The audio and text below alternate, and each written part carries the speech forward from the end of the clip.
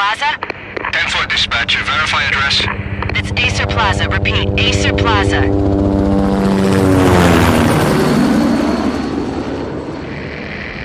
Shots fired on the rooftop. An assault in progress at Acer Plaza. Repeat, an assault in progress.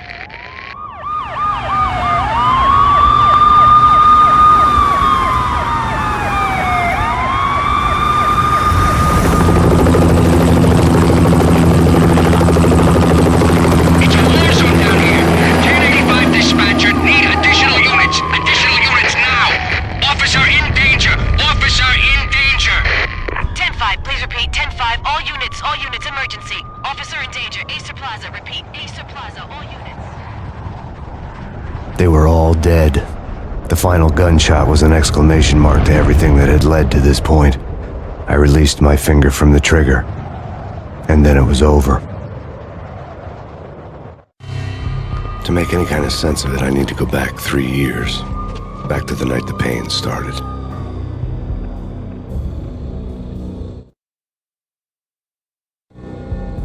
I was still on the force back then. NYPD, Manhattan, Midtown North Precinct, Hell's Kitchen. So when are you coming to work for me, Detective Payne? You'd make me work undercover in some hellhole. Sorry, Alex. Michelle and the baby come first. See? My last smoke. It's bad for the baby. That's you, Max. A regular Boy Scout. See, Alex? Still on for poker Thursday night, right? Like taking candy from a baby. Life was good. The sun setting on a sweet summer's day. The smell of freshly mowed lawns. The sounds of children playing. A house across the river on the Jersey side. Beautiful wife and a baby girl.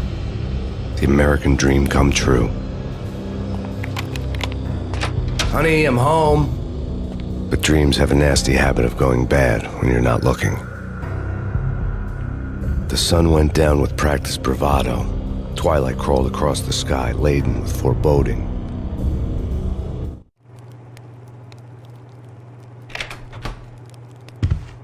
Michelle, honey, anybody home? I didn't like the way the show started. They'd give me the best seat in the house, front row center. What the hell?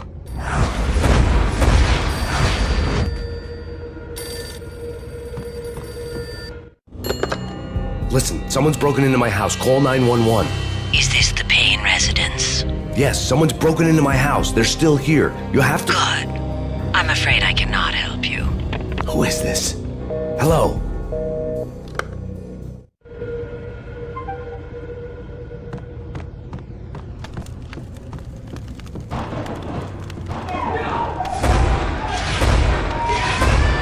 Michelle!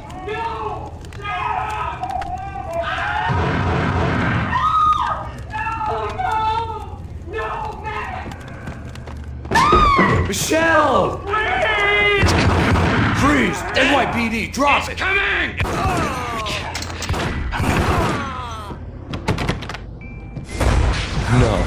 No, please, God, no.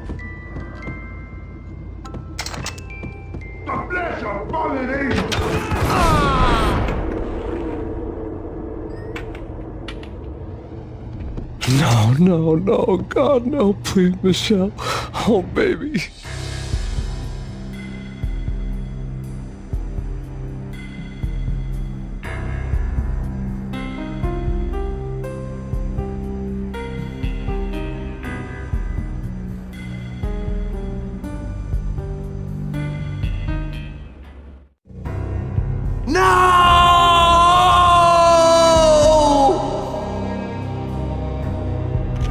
That was 3 years ago. Everything ripped apart in a New York minute. The killer junkies had been high on a previously unknown designer drug, Valkyr, V. After the funeral, I told Alex I'd be transferring to the DEA. It took us 3 long years to get a break in the Valkyr case.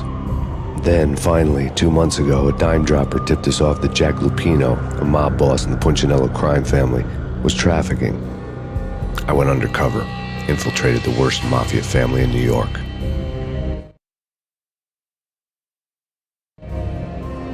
I came in from the cold and the dark. Outside the city was a cruel monster. I've been slowly working my way from the small time to the big fish, trying to get to the source of the drug. Alex and BB were my only contacts in the DEA, the only ones in this decrepit city who knew I was down here. BB here. Something urgent has come up with Jack Lupino. You need to meet with Alex immediately at the Roscoe Street station. I hadn't had a face-to-face with Alex since I'd gone undercover. Outside, the mercury was falling fast. It was colder than the devil's heart, raining ice pitchforks as if the heavens were ready to fall. Everyone was running for shelter like there was no tomorrow. It didn't get any better when I got to the subway. The feeling hit me like a point-blank shot straight in the face. Something was not right about this. My Beretta stirred nervously under my coat, but the train doors had already shut behind me, and I was in for the ride. Next stop, Roscoe Street Station, and Alex.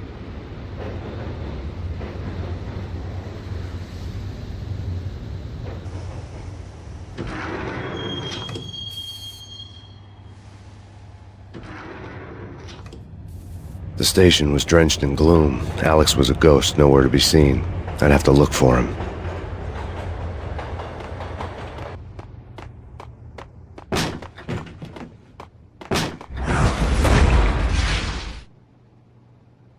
Death was in the air at Roscoe Street. I'd have to find Alex fast.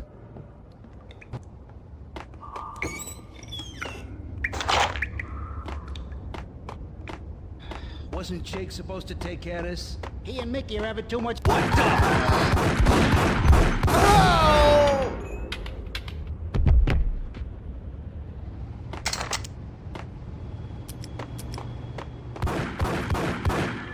Yeah, hold it!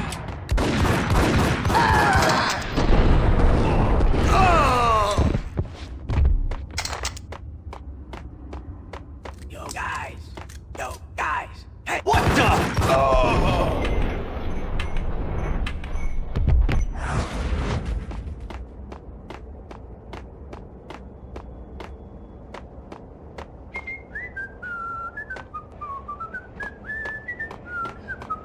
What the?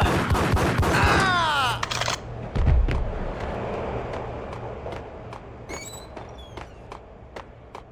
You're asking for it. Take it easy. Yo!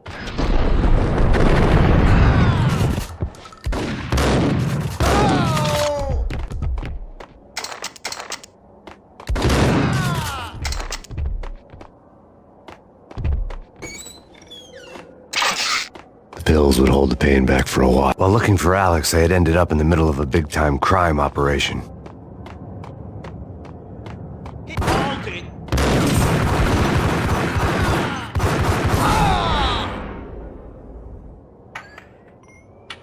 The gate was locked. I would have to find another way to get to the tunnel.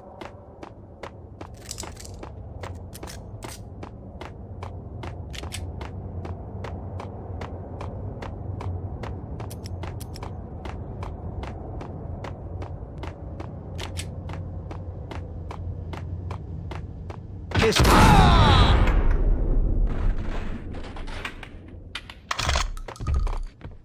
You saved me, man. What's going on here?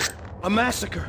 These armed thugs just appeared from nowhere. We need to get help. I can make the call from the control room 1 floor up. Can you take me there? Sure, sounds good. Follow me.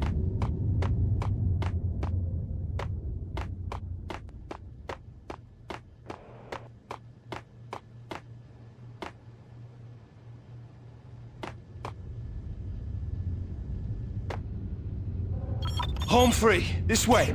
What the? Out!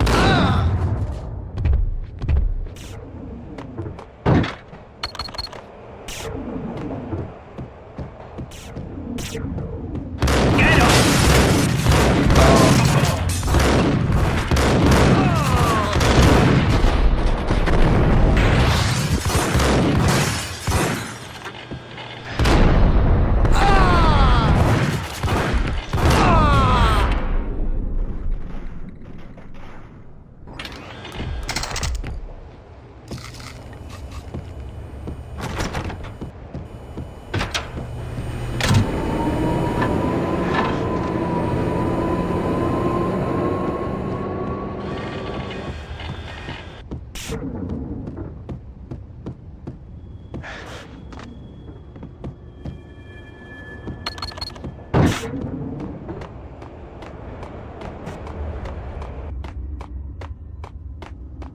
The train lit up like a Christmas tree. The power was back on.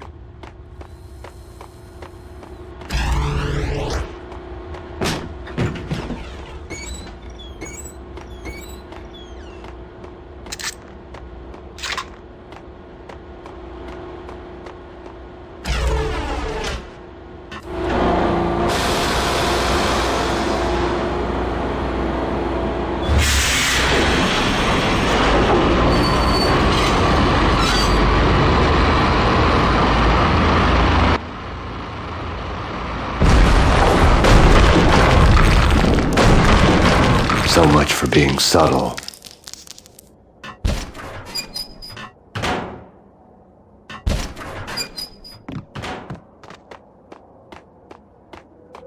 What the?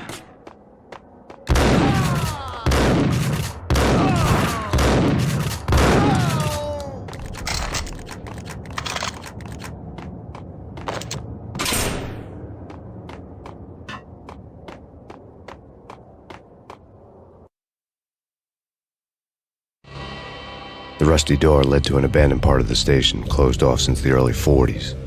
Something big was going down at Roscoe Street. Maybe that's why Alex had wanted to meet me here. Maybe not. One way or the other, I was gonna find out.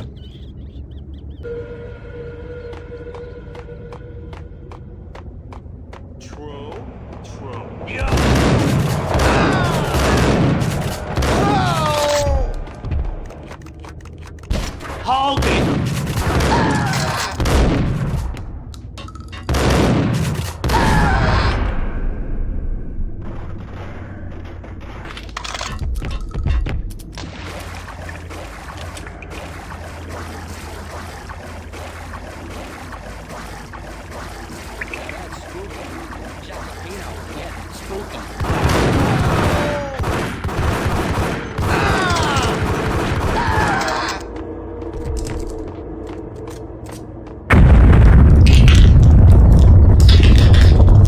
What the hell was that?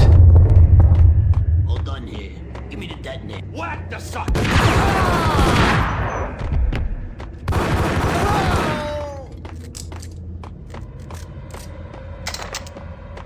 What the hell?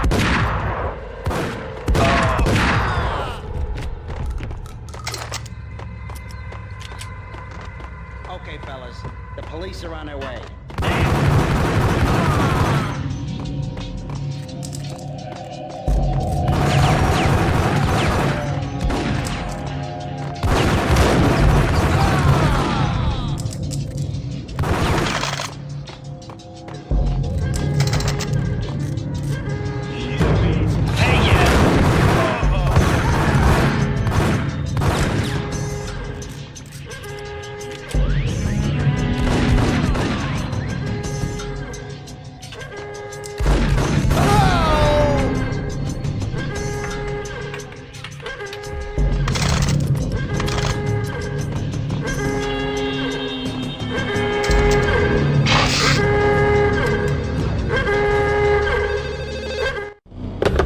We come to you now live from the crime scene.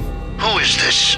Right back at you. This is Deputy Chief Jim Bravura from the NYPD. You are to cease your criminal activities and surrender immediately. Sure thing, Jim. Me and the boys have been talking and everyone's real sorry. They'll never do it again. Who the hell is this? Being placed at the scene of a bank robbery wouldn't have tipped the odds in my favor.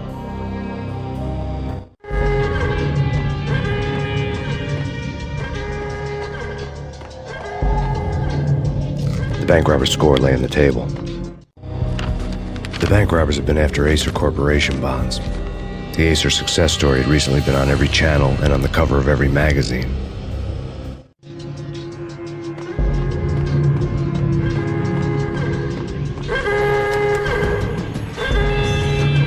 The bank robbers had left their tools on the table.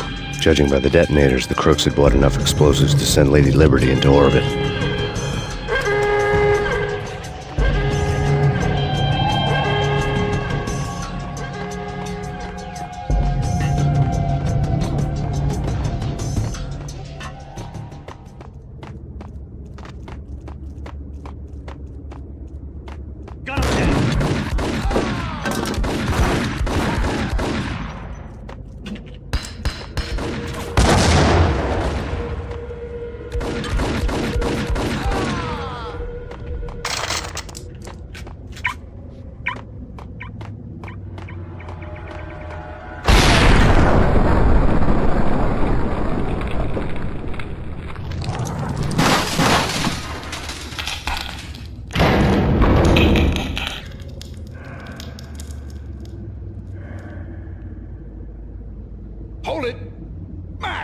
Jesus, you almost gave me a heart attack.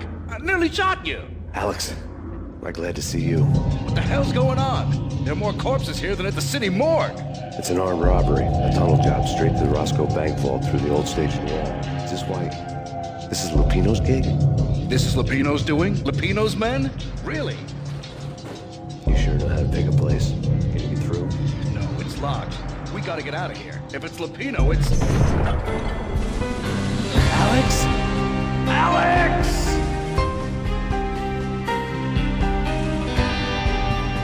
There was nothing I could do.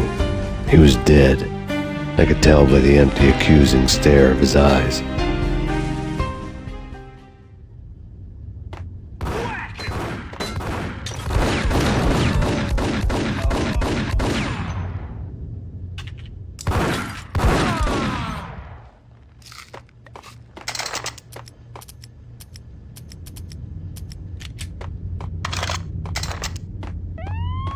Let's get the hell out of here!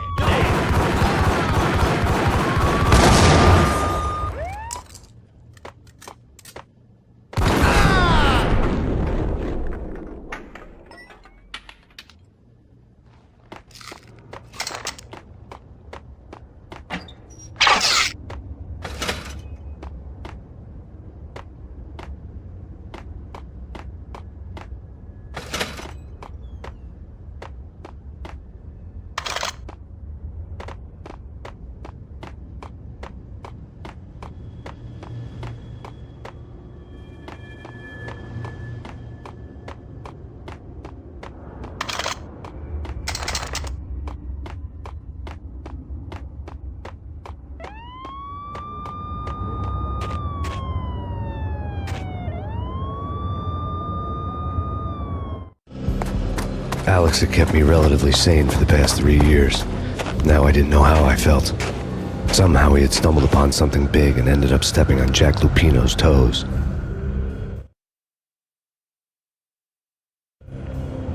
Lupino ran his racket of sex, drugs, and contract killings from a sleazy hotel in a slum block of tenements.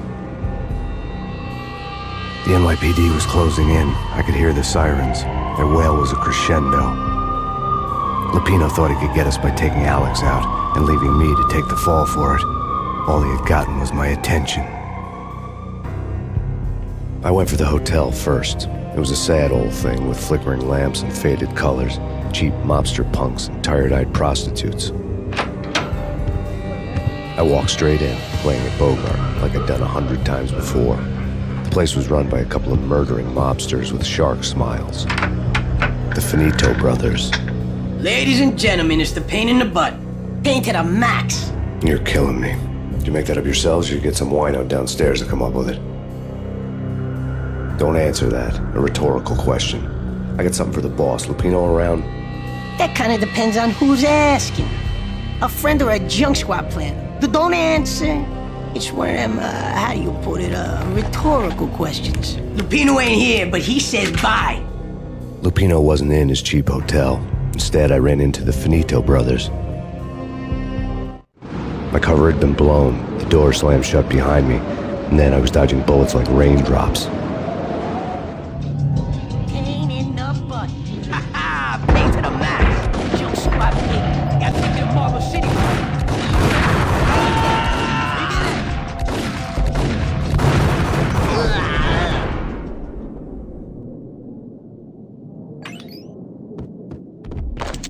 A letter on the desk caught my eye. I had met Lupino only once. The gangster ran all his rackets through his right-hand man, Vinny Gagniti. Gagniti was a high-strung whiner on the verge of breaking apart, like an overamped Energizer bunny. He had the brains to run the business, but he lacked the balls, always falling short, taking his frustration out on underage addicts and call girls. The V deal goes down at your hotel. Jack's exact words, quote, "Vinny, you're in charge of this one," unquote. Rico Muerte's coming to see it through. Anything goes wrong and everybody's gonna get dead. Goes double for you. Treat this guy real good. Anything he wants, you give him. Don't screw this up or you're finito, finitos. A V deal meant added security, locked doors, and lots of nervous thugs with itchy trigger fingers. I'd seen nothing coming in, but that didn't mean it hadn't been there. Rico Muerte was a regular Kaiser Soze, A spook story told to keep the apes in line. 313. The Finitos had scribbled Muerte's room number on the note's margin. Bosses! Everything all right? Bosses! Joey! Vigilio! You all right in there? They're not answering. Call the others. Tell them to come quick. Okay, but we can't wait for them. We gotta go in now. Bosses! We're coming in! There he is!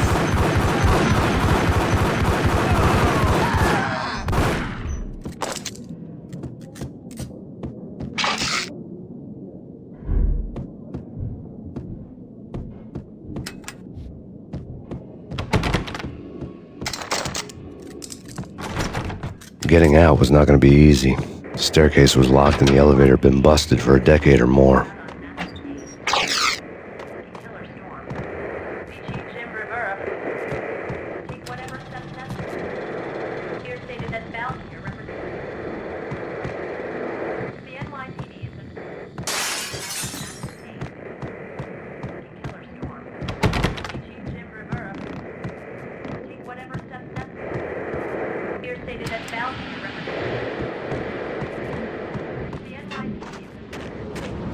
Yeah, something's wrong with the bosses. Payne's there and they're not there.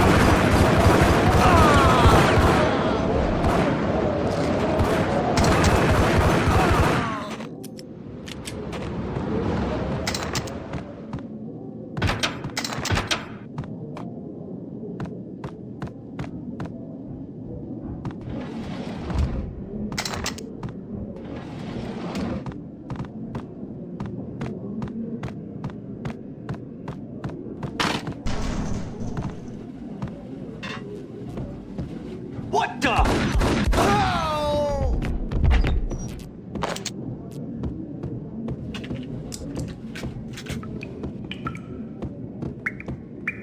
Previously on Lords and Ladies. Lady What the hell? Marquis Valentine asks for an audience. My lord. An all-new episode of Lords and Ladies brought to you in part by Acer Corporation.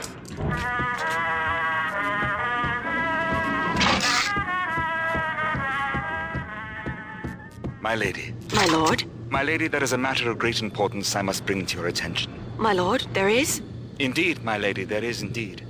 From the very first moment we met, upon that distant forest path, there has been sunlight in the autumn leaves blazing like the colors of your hair. Oh, my lord, you should not speak so. But, my lady, I must. My lord, no! I forbid you. This cannot be. This must not be. But why, my love, why? My lord, it is too dreadful. Do not force me to speak the words. My lady, I beg of you, I must know. I would rather die than not know. Yes, my lord, we should both be dead, for this shame is too great for the living.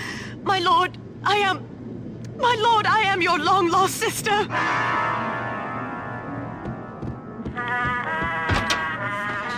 V-head junkies could go off without a warning. I had to be careful.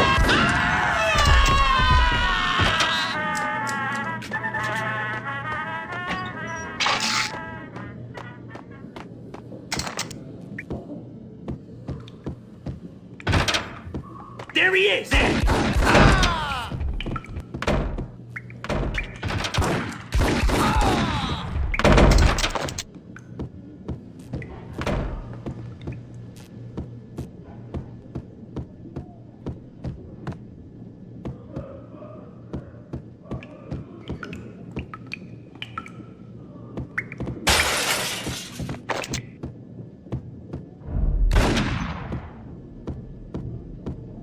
Piece of crap! Ooh, careful. Gun him down!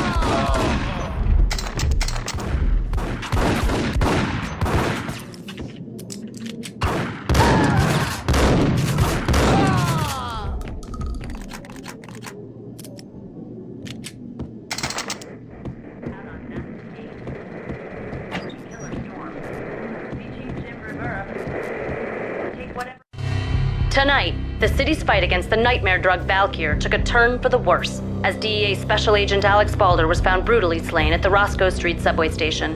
A suspect was seen leaving the site only moments after the shots had been fired, and the NYPD is currently in pursuit of Max Payne, a repeated felon believed to be armed and extremely dangerous. And now the weather. The worst winter storm in recorded history continues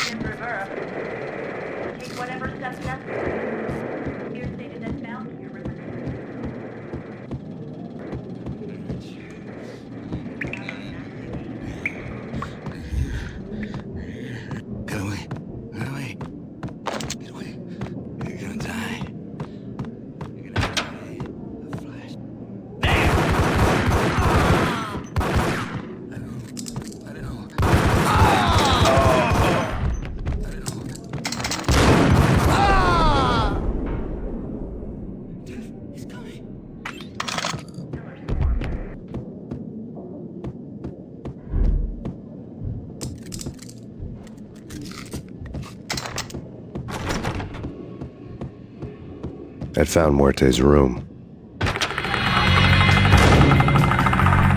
Muerte had received a letter. Our investigation had turned up nothing to link Angelo Punchinello, the head of the Punchinello family, to Valkyr. All tracks had ended with Jack Lupino. The letter in Muerte's room was signed by the Don himself. It was the first hint that the Kingpin knew what was brewing inside his syndicate. The trouble you got into after the Chicago screw-up. The Punchinello family bailed you out. You have been waiting for a chance to pay us back. One of our trusted boys has a monkey the size of King Kong on his back. And we need your special skills for backup on a major deal. Collecting evidence had gotten old a few hundred bullets back. I was already so far past the point of no return I couldn't even remember what it looked like when I had passed it.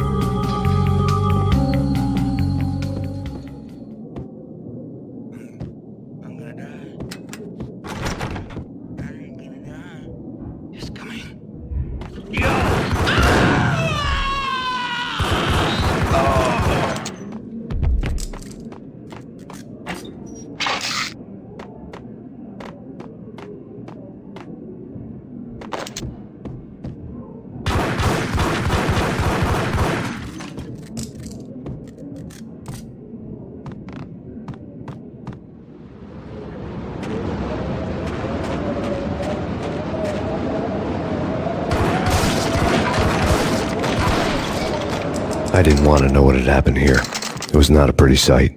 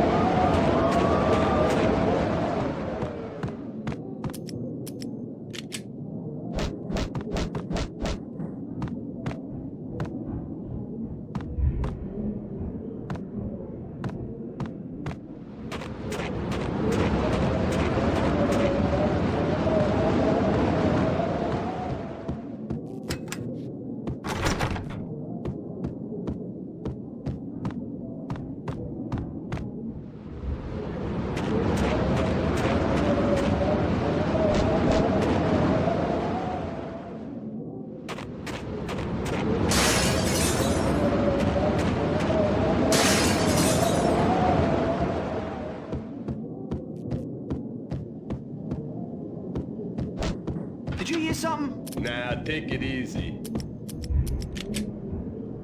Got him!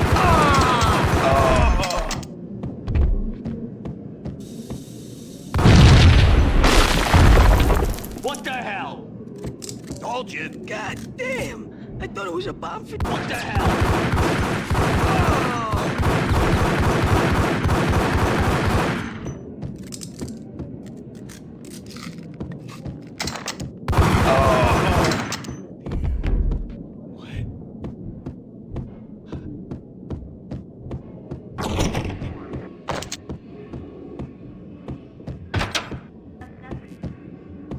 The hooker had left her diary on the table.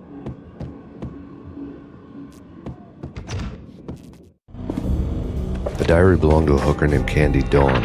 The read would have made a vice cop blush. Had talks with the mystery hag over the phone again. Sent her the latest One-Eyed Alfred tape. As long as the hag keeps paying for the tapes, the old man could come every day for all I care. She had a nice sideline, making secret X-rated flicks of her clients and selling them to the highest bidder. It would get her killed if her V-fix for the day didn't do it first.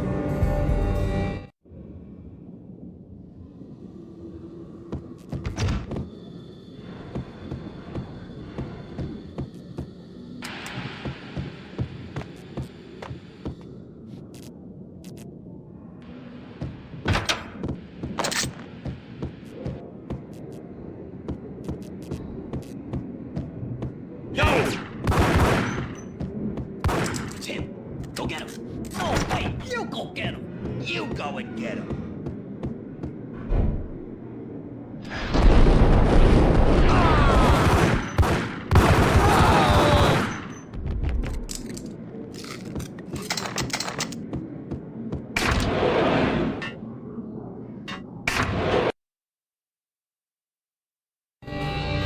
The old service elevator rumbled down to the bowels of Jack Lupino's hotel.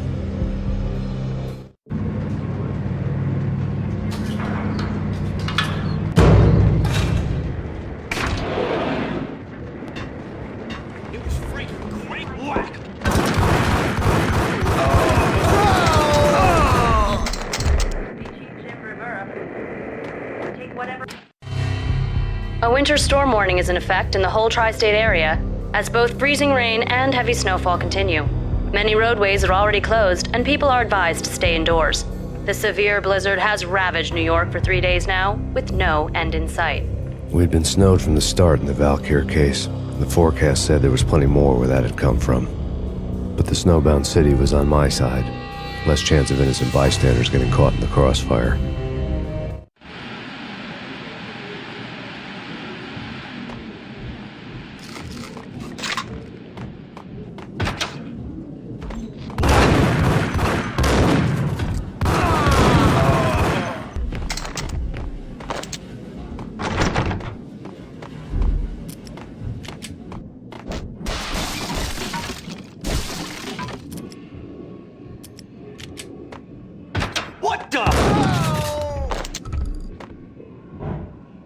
Exhibit number 1, a newspaper. A dead man tied to a chair lay on the boiler room floor. Captain Baseball Bat Boy has an unbeatable track record in superhero death matches. But a 6-pack of root beer gets me every time. The murder weapon was a baseball bat, now lying in a pool of drying blood next to a newspaper folded open on a Captain Baseball Bat Boy comic strip.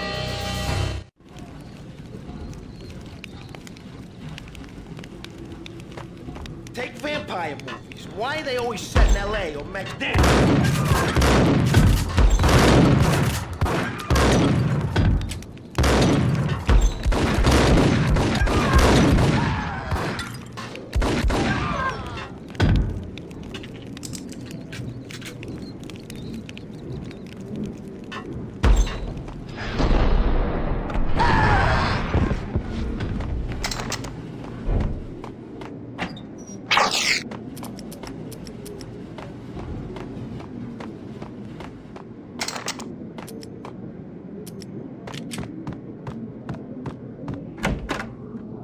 Chill with the guns.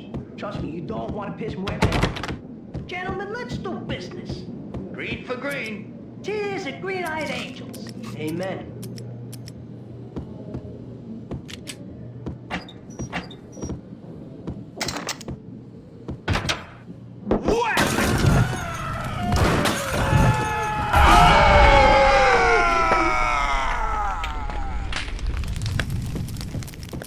A lifetime ago, this would have gone down as a narcotics arrest.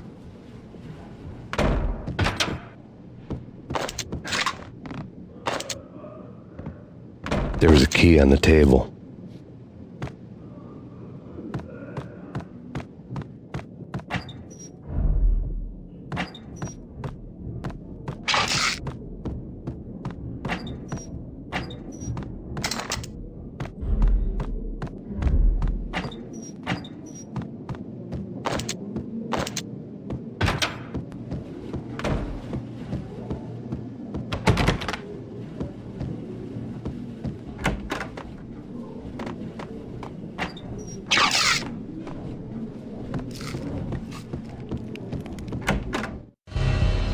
Two mad dog killers, ready to murder each other.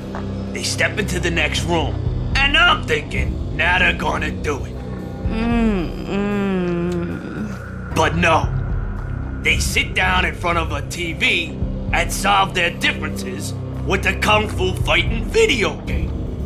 I tell you, Candy, I was so depressed, I strangled them both with the video game cables. Oh, Rico, you're so bad. I am, ain't I? Rico Muerte, big-time hustler. Who the hell? It's that cop. Muerte went for his gun.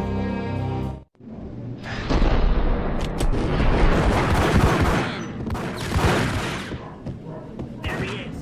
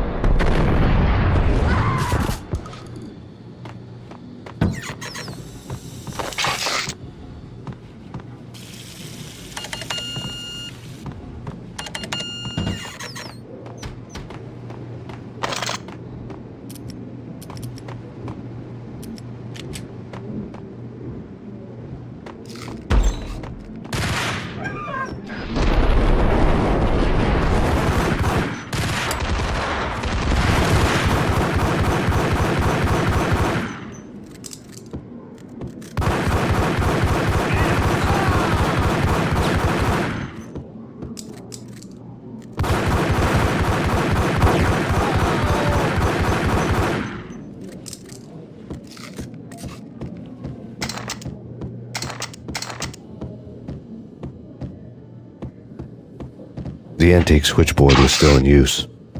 There was an old telephone switchboard in the back room of the reception area, the kind that made phone tapping child's play. It wasn't hard to picture a fat pimp sweating with headphones on, listening to his hookers talk dirty and fake orgasms over a web of party lines, the blood veins of New York. Right now, there was a different set of moans and groans going on. Boss, Gunidi, it's Max Payne. He came, started capping us. He killed him. Are you freaking kidding me? It's just one lousy cop. You better be freaking kidding me. Whack him. What's the freaking problem? Hello? Answer me. Hello? The word was out. A deadly virus released into the city's corrupt circulatory system. Something wicked this way comes. Max Payne at large.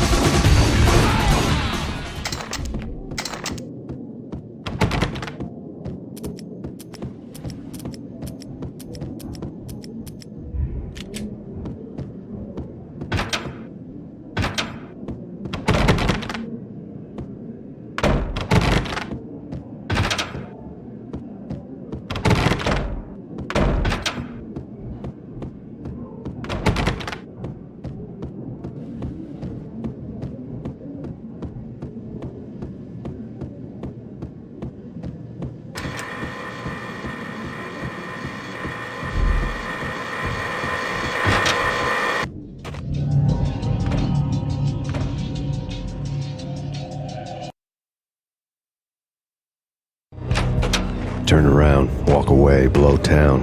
That would have been the smart thing to do. Guess I wasn't that smart. Lupino's tenement buildings were a seedy hangout for all kinds of sleaze. A liquor store, a pawn shop, a laundromat full of mobster bookies and loan sharks. The list went on.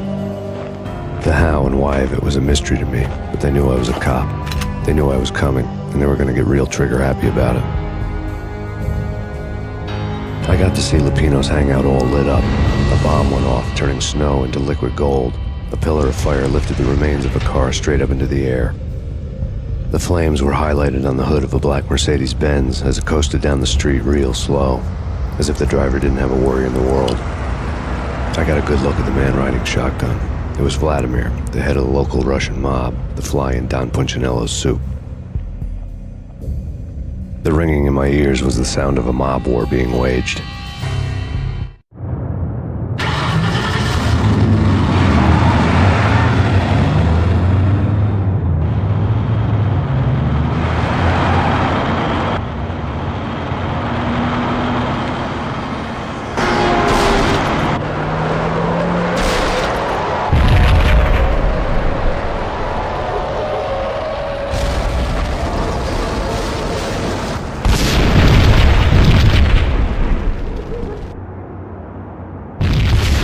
Another bomb exploded inside the closest slum building. It was a lucky break.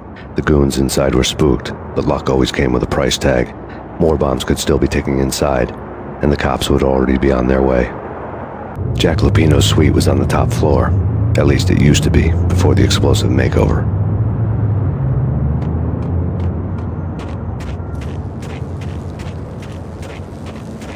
I don't know, man.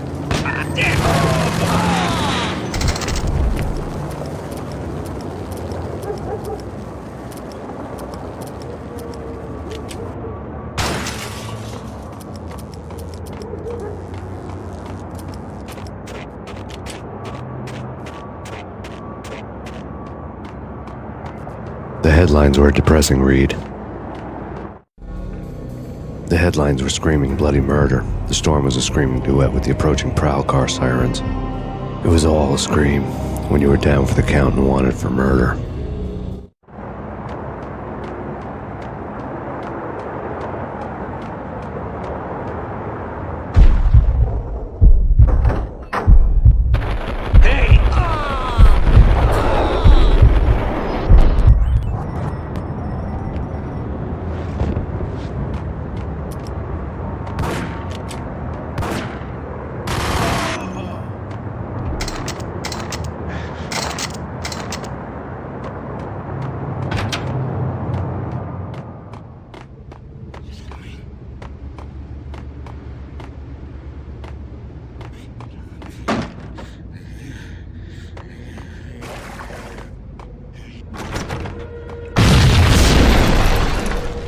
The whole building was rigged with explosives.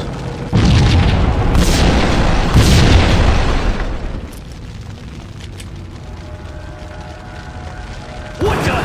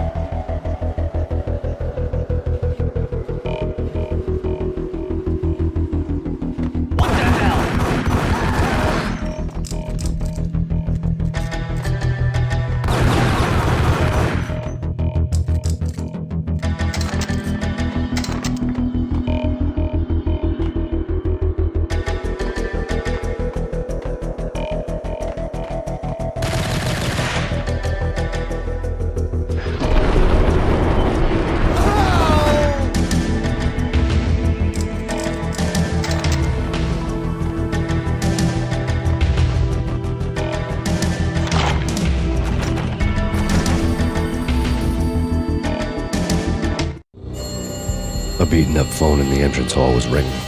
It could have been just a junkie in need of a fix, but it turned out to be something more sinister than that. Am I speaking to Mr. Payne? Who wants to know? My name is Alfred Wooden. You must hurry. The police are on their way. Tell me something I don't know. They know you're there. How? And what's it to you? I will contact you again. The cops arrived, sirens singing in the off-key harmony of a manic-depressive choir. I had a few minutes while the SWAT team would go through their usual routine. By the time they busted in, I needed to be long gone. Max Payne, this is Deputy Chief Jim Bravura from the NYPD. Drop your weapons and come out with your hands above your head. Did you hear something? Nah, take it easy.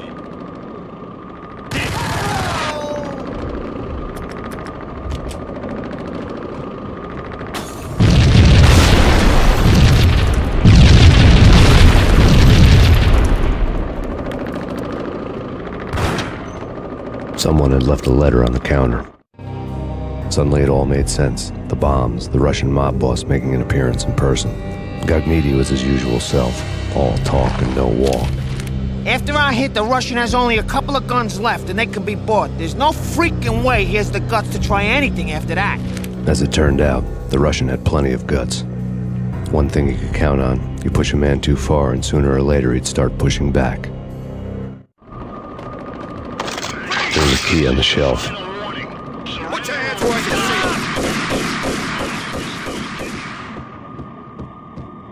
see. I couldn't get past the door without a key.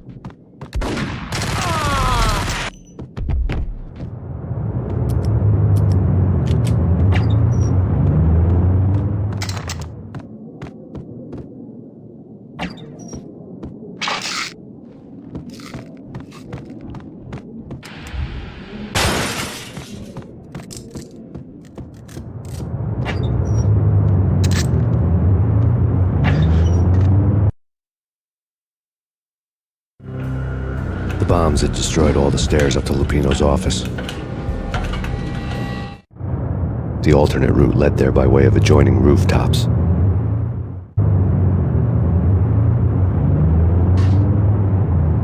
It's never been this cold. Never ever. It's like the sky's falling. Yes, sir. It's the end of the world as you know it. Man, I don't feel fine. I don't feel anything. To get to the roof, I'd need to get to the elevator through the locked door up ahead.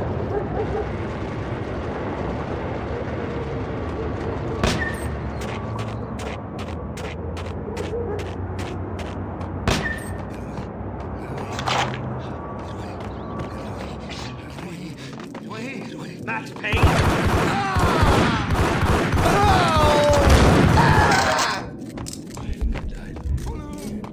Hold it.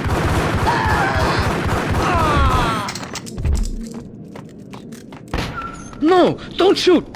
You know the clowns at the laundry? Me? No. You're no good to me then. What? No, the laundry, yeah. I know him, yeah. Get me in there. Okay.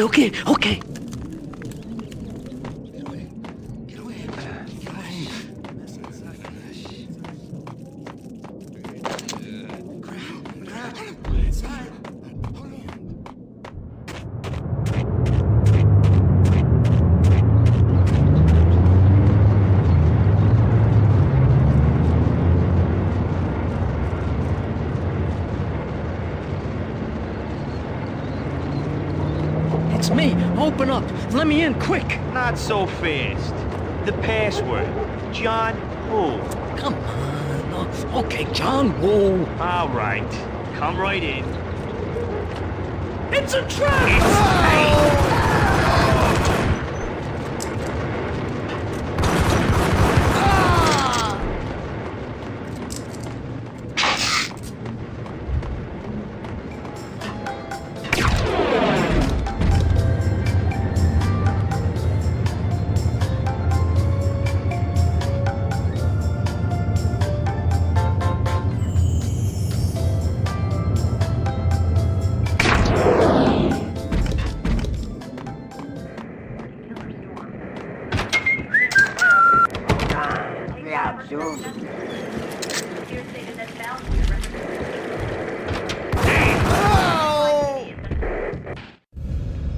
New York City is in crisis tonight, with reports of Valkyr-related gang war in the streets of the Bronx. Apparently, Max Payne, wanted for questioning in connection with the slaying of a DEA special agent earlier tonight, is waging a one-man war against his former partners in crime. Among the listed casualties so far are notorious mafia members Joey and Virgilio Finito, as well as Rico Muerte, himself a fugitive from the law, and a suspect for several murders in the Chicago area. The NYPD has been placed on full alert. A citywide APB has been put out on Max Payne. Deputy Chief Jim Bravura has promised to take whatever steps necessary to bring him to justice. What those steps may be remains to be seen. For NYCNN TV News, this is Kira Silver.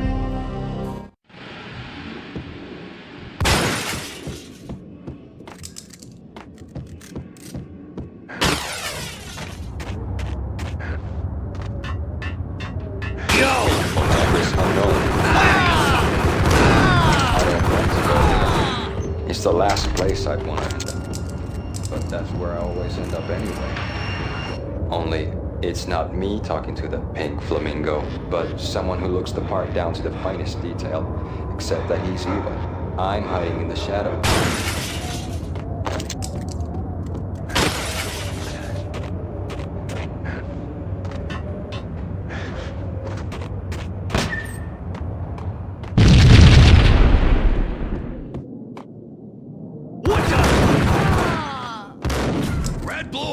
It's always red.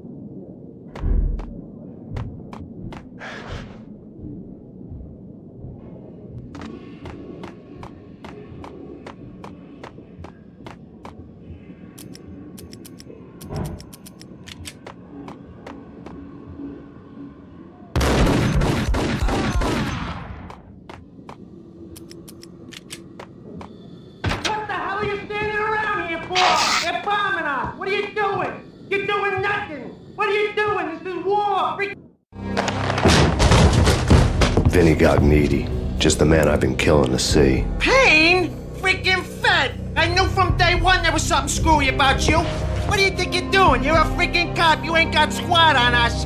You can't just come in here waving your piece like it meant something. Yeah! Oh my God! Oh God, you shot me! Ah! You're dead, Payne! What the hell are you waiting for, you apes? Kill him! Kill him! With pleasure, boss. Gognitti bailed. I made like Chow Yun Fat.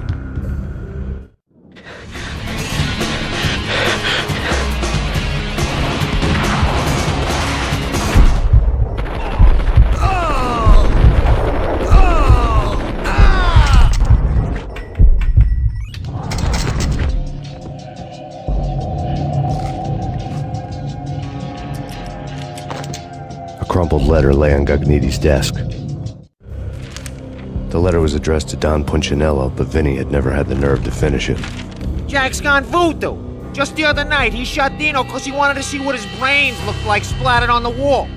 He's a freaking mad dog. We're running out of men and business fast.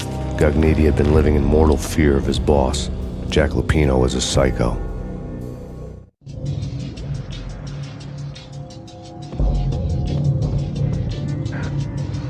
Vinny Gognitti was running scared.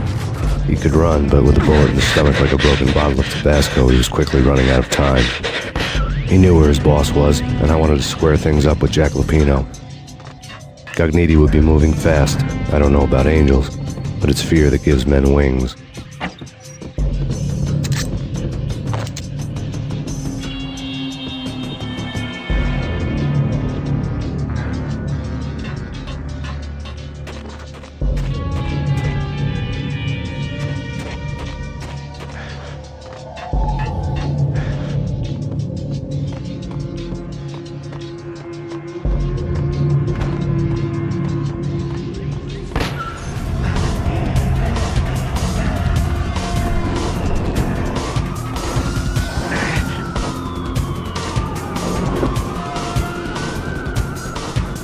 Gognitti hitched a ride.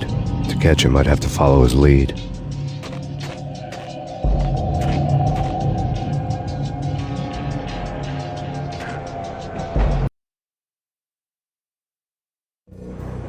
This was my second train ride of the night. The way it started didn't promise anything better than the last one.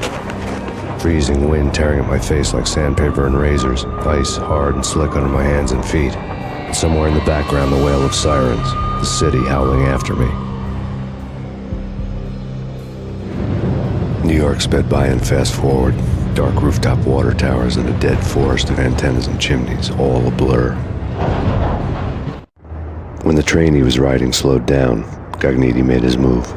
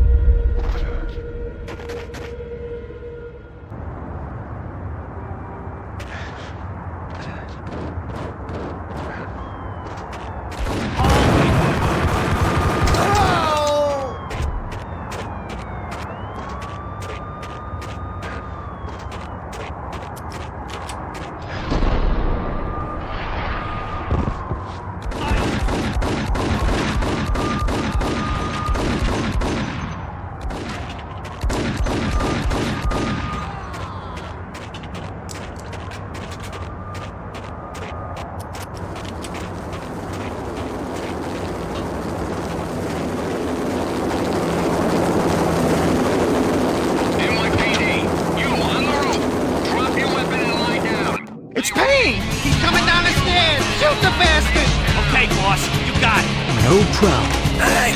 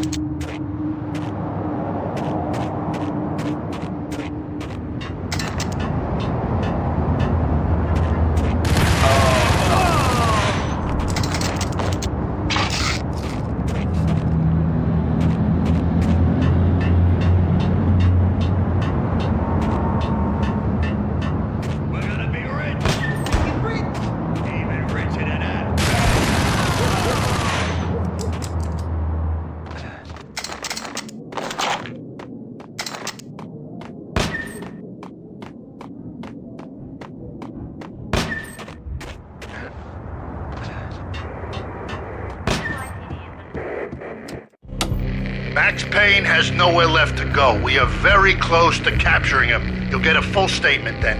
Right now, I've got better things to do, ma'am. That was Deputy Chief Jim Rivera from the NYPD with no further comment at this time. Apart from his suspicious food habits, I figured Bravura to be one of the good guys. Fate had just dropped us on different sides in this. But when it came to capturing me, he was way out of his league. I had already ditched the cops a couple of rooftops back. For now.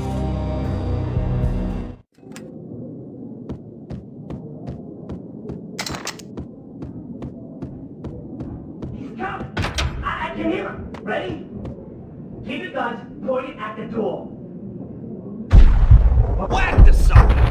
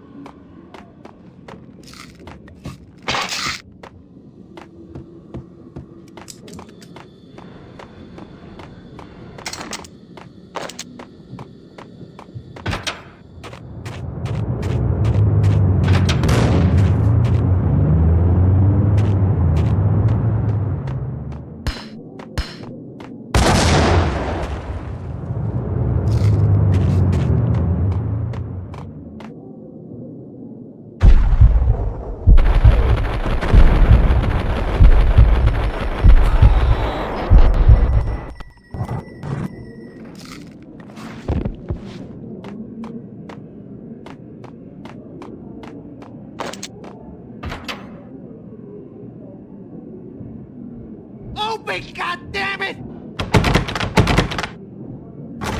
Payne!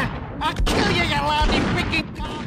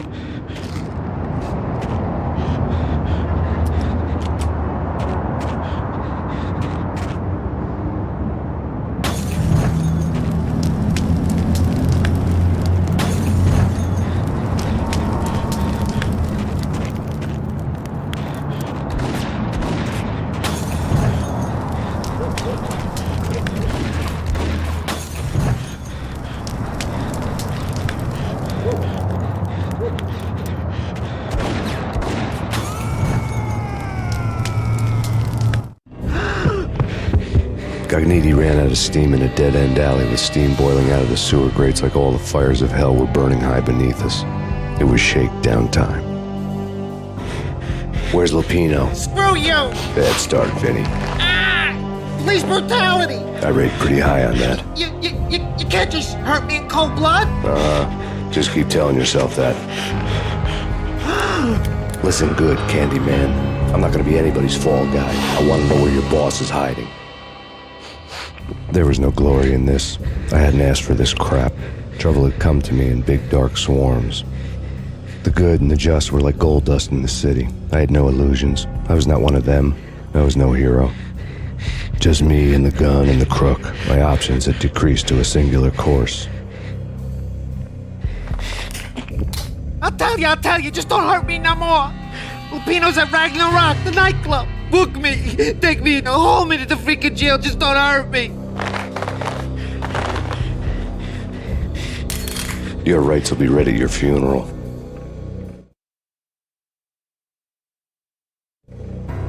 Ragnarok was Lupino's private nightclub, a den of drugs built into an old theater.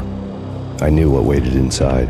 V-head junkies ready to explode in random acts of senseless violence, and Lupino's goon squad, the worst stone-cold killers this side of hell. Ragnarok was as inviting as a headache, flickering and flashing to a machine gun beat. The belly of the nightclub was a gothic theme park that began with bondage games and led to the nasty stuff from there. As subtle with its dark message as a cop-killer bullet through the heart.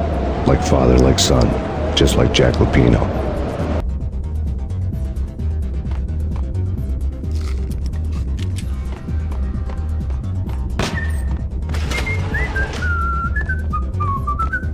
Gun him down!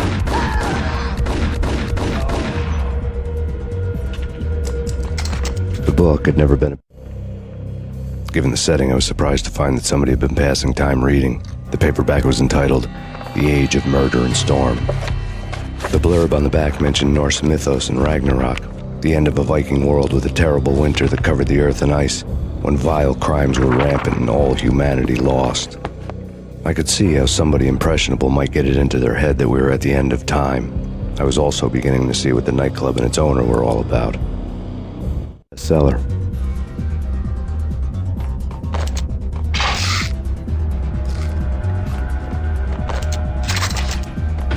There he is!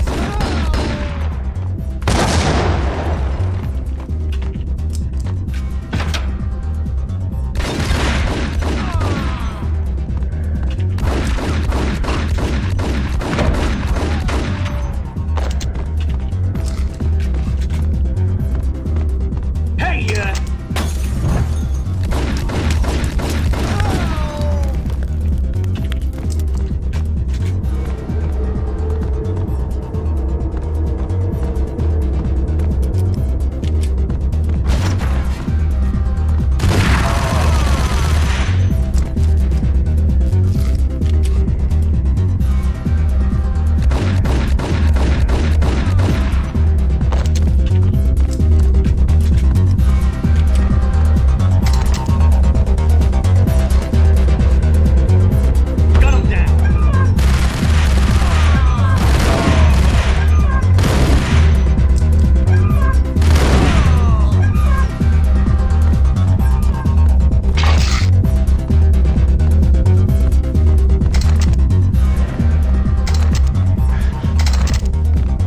Books on the occult had been piled on the table. The room was stacked with light reading, such as Necronomicon, Witchcraft, and Paradise Lost. Old exotic titles like Malleus Maleficarum and De Umbrarum Reini Novum Portus. Books with pentagrams on their covers, all dealing with the occult and the infernal, lying between stacks of horror videos and a couple of Ouija boards. The only thing I could take seriously was the thought of Lupino taking it seriously. He had been spending a lot of time getting intimate with the guy downstairs.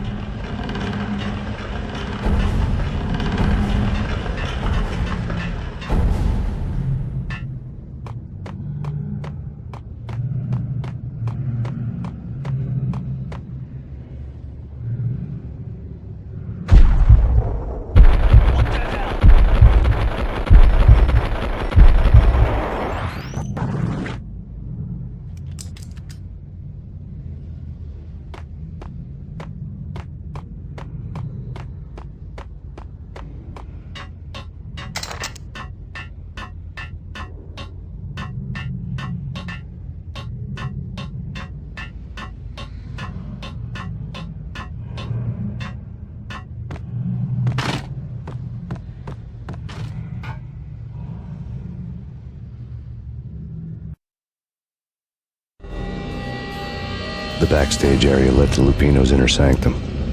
The hot air inside was like an invisible wall, thick with incense and something else, a sickly sweet smell that made you gag.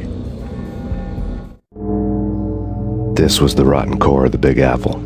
Lupino lurked somewhere ahead, like a spider at the center of his web, waiting. The vapors in the air started to make my head swim. Torn pieces of a letter lay scattered on the sofa. Punchinello had threatened Lupino in writing. The note had been torn to pieces, bloody fingerprints all over them. Don't want you to think that one of my boys is not playing with a full deck. Shape up, Jack. We are running a business here. I'd hate to send the trio to strong-arm you. The trio were the Don's notorious henchmen. It was obvious that Lupino hadn't been intimidated by the threat.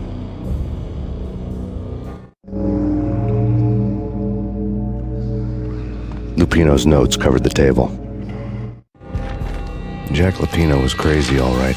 The table was scattered with notes of demented arcane nonsense written in rusty blood, a mishmash list of demons, devils, and dark gods evoked. Beelzebub, Asmodeus, Baphomet, Lucifer, Loki, Cthulhu, Lilith, Hela, blood given to you all. He was after that old Faustian deal, your soul for power and fortune.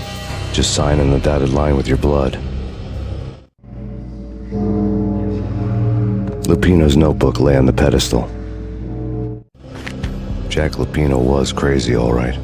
Mythic wolves, let loose to devour the sun and the moon. Lupino is the wolf. I'm Mr. Beast, the big bad Fenris wolf. I'm the end of the world man, wearing the flesh of fallen angels. After Y2K, the end of the world had become a cliche. But who was I to talk? A brooding underdog avenger alone against an empire of evil, out to right a grave injustice. Everything was subjective. There were only personal apocalypses. Nothing is a cliche when it's happening to you. The flesh of fallen angels! Come to me all! Astaroth, Beelzebub, Asmodeus, Baphomet, Lucifer, Loki, Satan, Cthulhu, Lilith, Hela! Blood to you all! Secrets living under the skin of reality. I've seen it. The corruption of flesh. I'm the wolf, yeah! I am the wolf! It's close. It's coming. You have come. A witness to the end of time. It's now! I will rise to her side! I don't need the words! I'm beyond the words!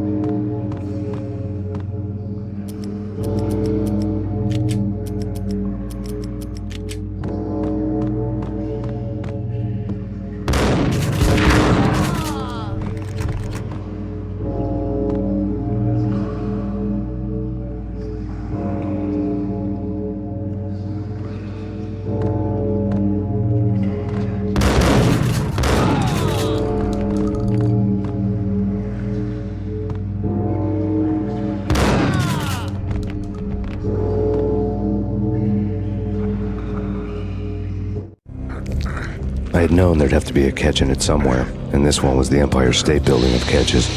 Lupino was pumped up and dying to go 15 rounds with a mutant alligator. And then he started this spooky monkey talk, straight from a bad dream. Mine. I have tasted the flesh of fallen angels. I've tasted the devil's green blood. It runs in my veins. I've seen beyond a world of skin, the architecture of blood and bow and arrow. Death is coming! She is coming, and hell follows with her. This is the twilight winter. I am ready to be her son. Her time is now, and all who stand in her way must die!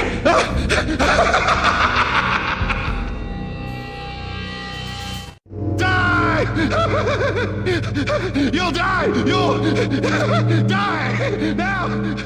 All die! Ow!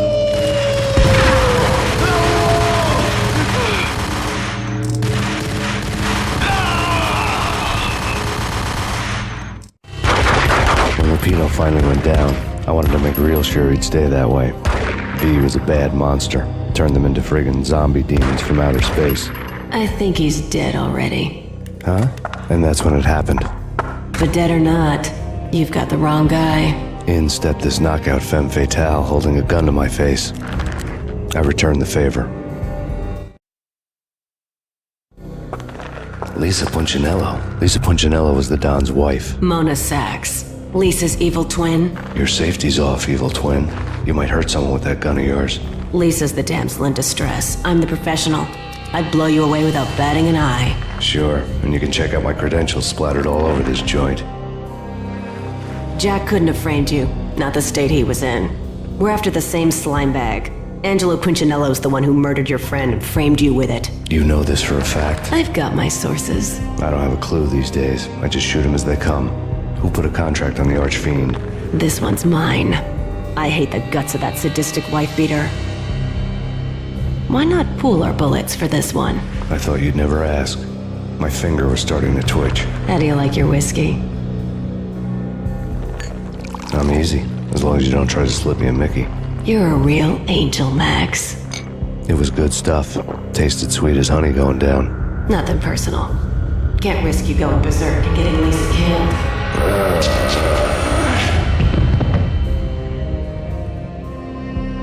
The nightmare was always the same. Violent shapes moving in darkness, old and ugly.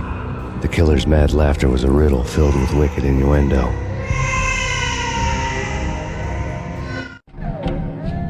Somewhere, the baby was crying.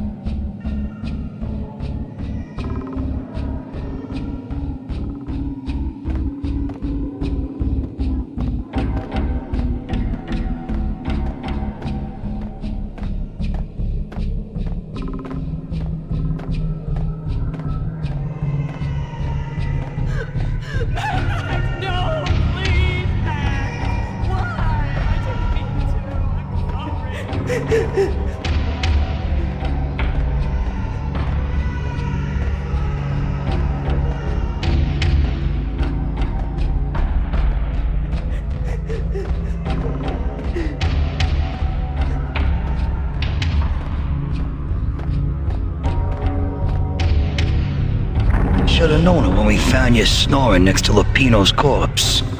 A comedian, huh? The pictures were filled with good old times. Alex and I had a few moments of glory between us. Crime-fighting comrades, the best in NYPD DEA collaborative team. Good-hearted macho bullshit like that. I would have given anything to have him here as my backup. No such luck. No luck at all. Michelle looked at me from the photo. The Payne family. Happiness captured in a Polaroid moment. I had thought it would last forever, till death do us part. I didn't want to think about it. As long as I didn't, it could never happen. But I had broken my own rule. The thought had already slipped in. Fear was rusty needles poking at my brain. Cold and scaly, it slithered down my chest.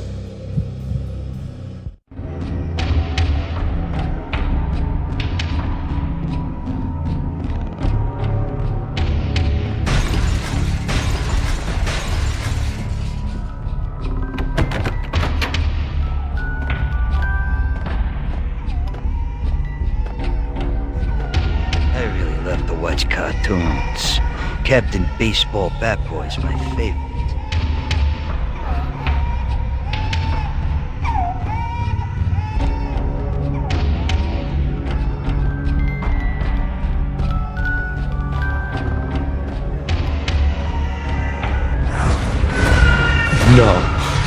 No, please God, no.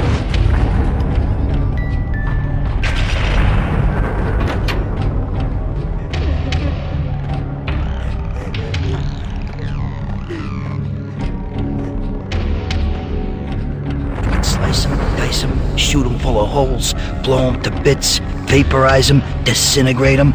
No matter what you do, they'll still be back good as new. Michelle's diary lay on the table. Michelle was working part-time in the district attorney's office. Her diary was open on today's entry, her handwriting all pretty curves. An army dossier found its way to my desk yesterday. Valhalla? Isn't that a Norse myth? Something about Vikings? I tried to tell Max about it, but he was busy, that cute frown on his brow. Guess it's nothing, just a mix-up at the courier service. From now on, I would always find time for her. It was a hollow promise. Too little, too late.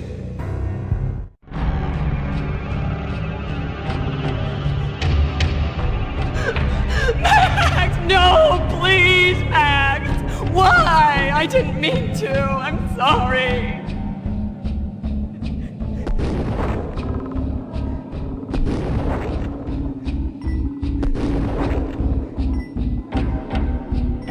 Murderer! You killed her! Nothing like that ever happens in the real world.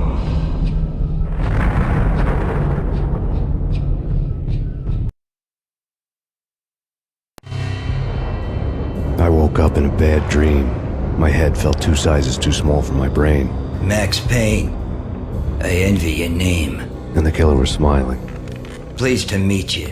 I'm Frankie the Bat Niagara. Niagara, as in you cry a lot? He had a baseball bat and I was tied to a chair. Pissing him off was the smart thing to do.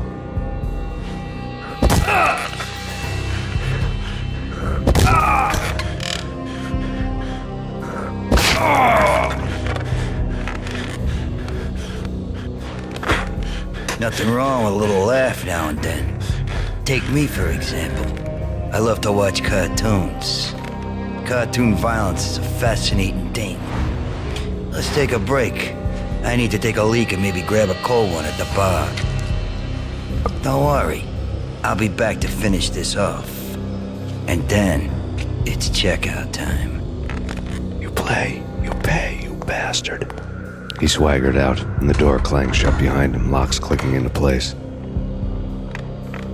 Everyone makes mistakes. Mine hadn't been to crack jokes about the goon with the bat. He'd have cracked my skull regardless. It hadn't even been to trust a girl with a gun. I had blindly gone after the first bad guy on my hit list when I should have been aiming further up the ladder, at the head of the Punchinello family. I couldn't bring myself to be pissed at Mona. Guess I had a soft spot for her pretty face.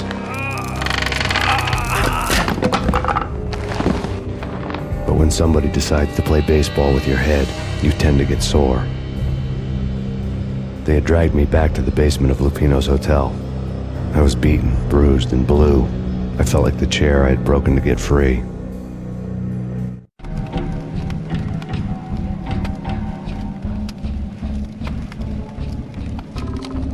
All I had was Niagara's bat, sticky with my own blood.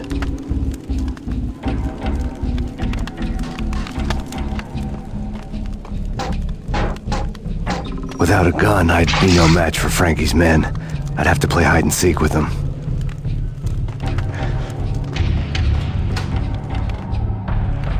It's Frankie's turn. We'll take care of it. It's Frankie's turn.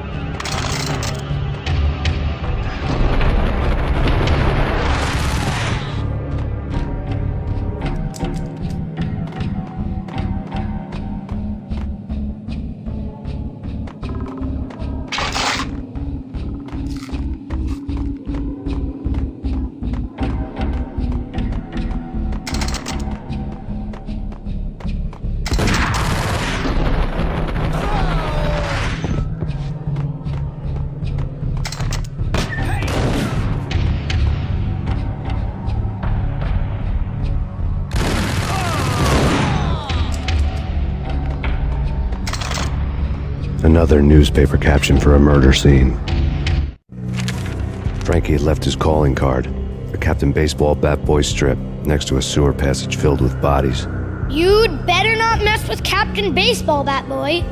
Even my archenemy, Bicycle Helmet Girl, swoons at the sight of me. Aha! There were enough corpses to put a mass murderer to shame.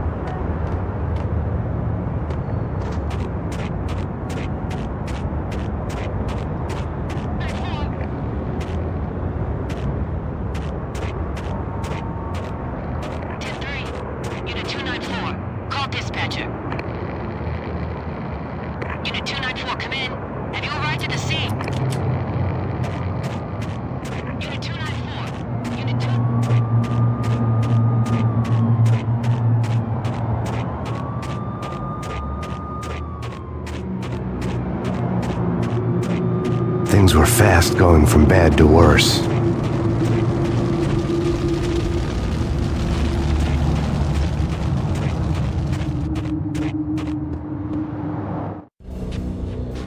The men in blue had come and gone. They had decorated the place with chalk outlines and tied it together with yellow tape. The cops who had stayed behind were dead. Frankie, his boys, and I had the place all for ourselves.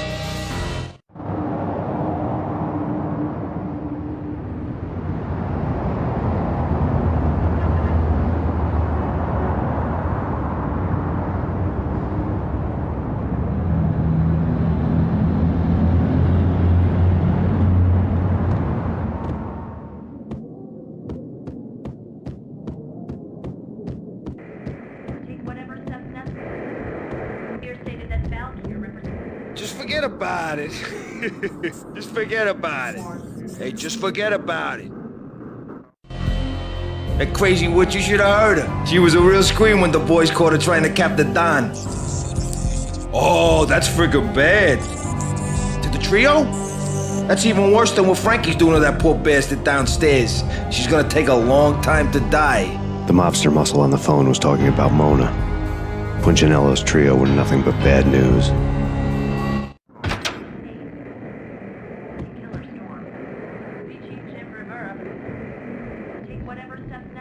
It's Payne! The NYPD has been out on massive Payne. Killer storm. Beach Jim Rivera. Take whatever steps necessary. Here's the NYPD has been out on massive Payne. Killer storm. Beach Jim Rivera.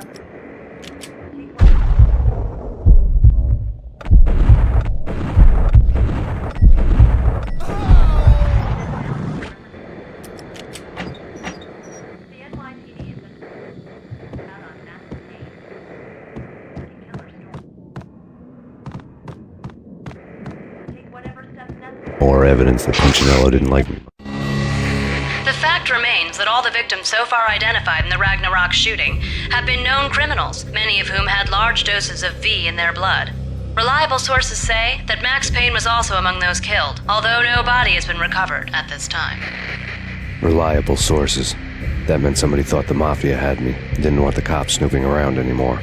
The body would be delivered to them barely recognizable. Case closed. Don Punchinello had the power to be that reliable source, which was no news.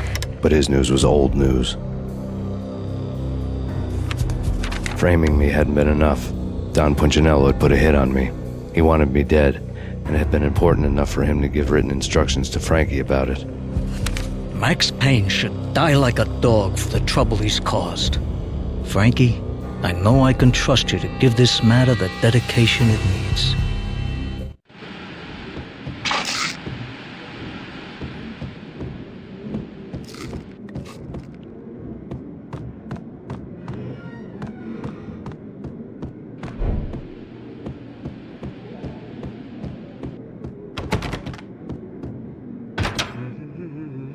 What the hell?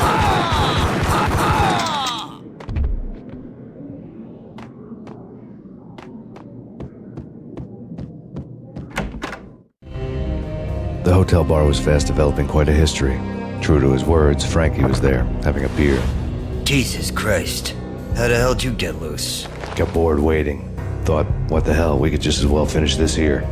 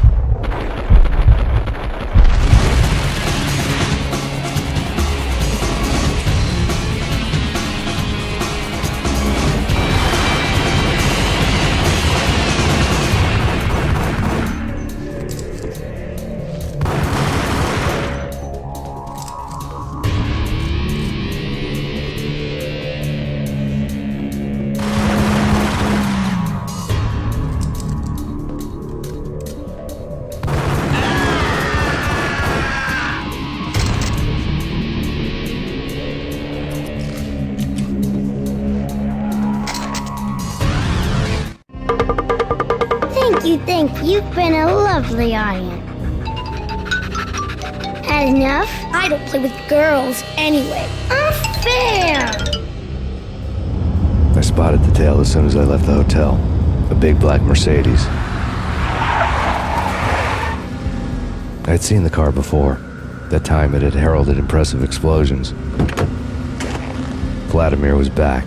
Bang! You're dead, Max Payne. I might have laughed if I remembered how. What's this supposed to be? Cops and robbers? Look, you want something with me? Get in line. Peace, man. Relax. You know you are a real news item. Armed and dangerous. I am going to make you an offer you can't refuse. I've always wanted to say that. It's a bum rap. I've been framed. That's a moot point. Whatever you did or did not do, I'm sure you had good reason for doing it. Want to hear me out? I'm listening.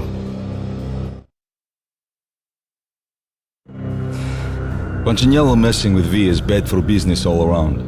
But that's not all. There is this guy, Boris Stein, used to pull jobs for me. He's the captain of the cargo ship Charon. Now the bastard turncoat has gone over to the other side, Punchinello's. The ship's loaded with high-res hardware, guns, my business. If Punchinello gets hold of that cargo, he's won and I have lost. And you'll have your work cut out for you. If you want to get to Punchinello, you'll need heavy-duty persuaders.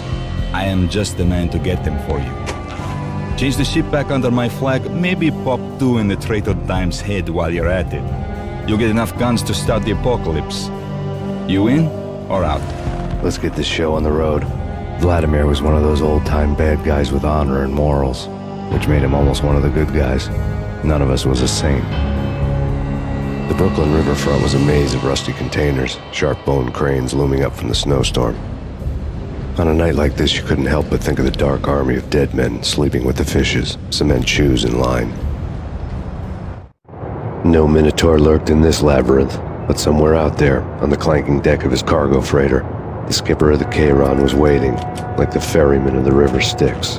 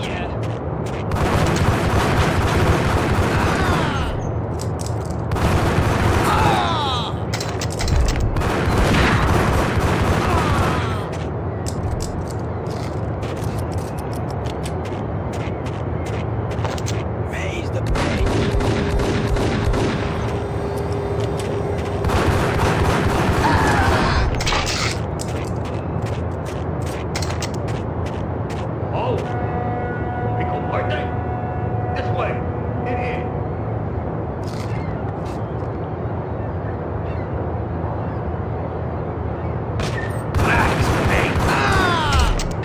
I doubted the letter was a receipt.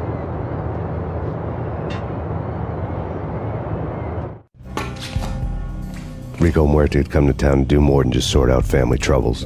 Exhibits number 1, 2, and 3. Briefcase of money, a sniper rifle, and an envelope with one word neatly printed on a folded piece of expensive paper. Mayor.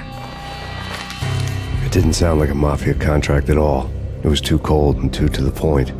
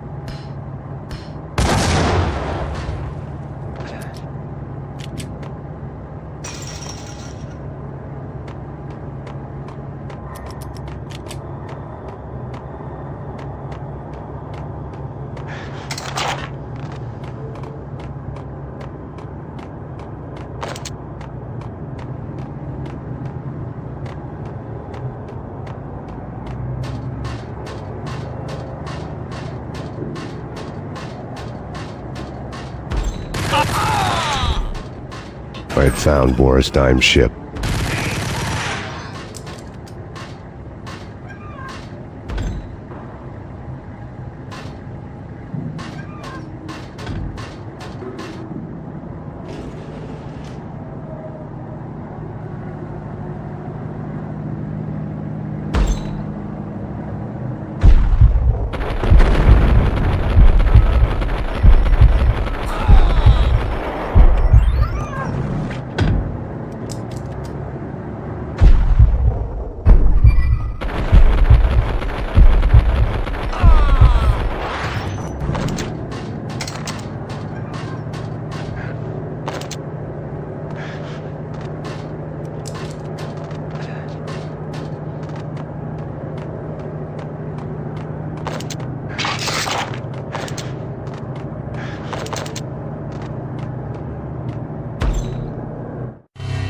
Rust had crept over the sides of the cargo steamer a long time ago.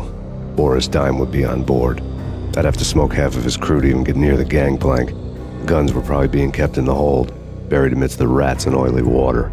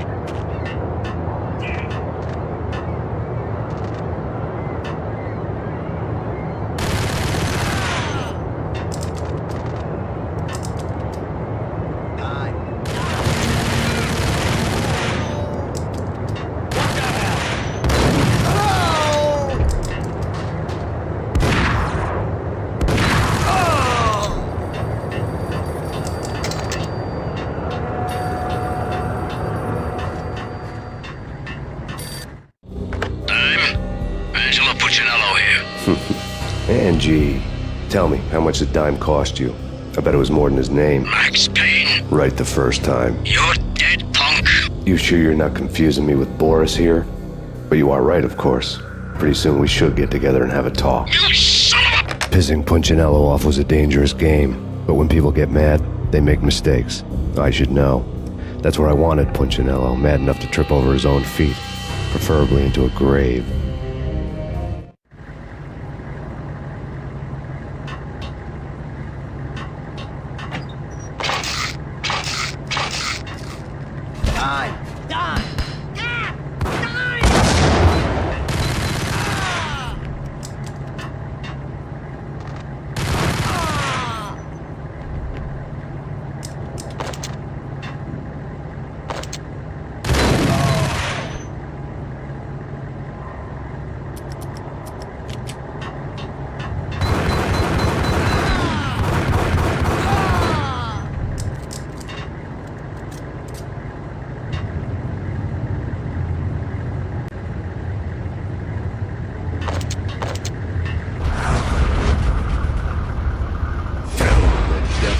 Dime sent you.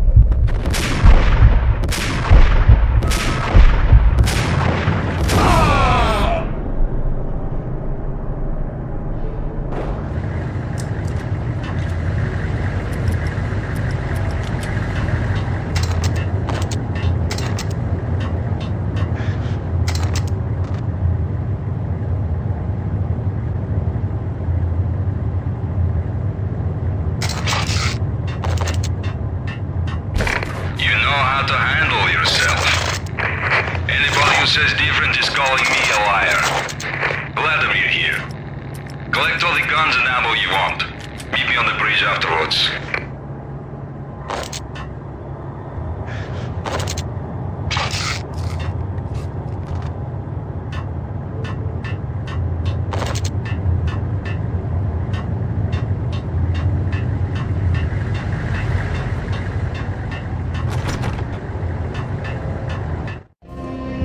Did you get everything you need? Check. I owe you. Anything you need. This is my solo. When I'm through, Punchinello won't be anybody's problem anymore. Clear as vodka. But anytime you get between a rock and a hard place, just whistle. This could be the beginning of a beautiful friendship. You really get a bang out of this big-time gangster act, don't you?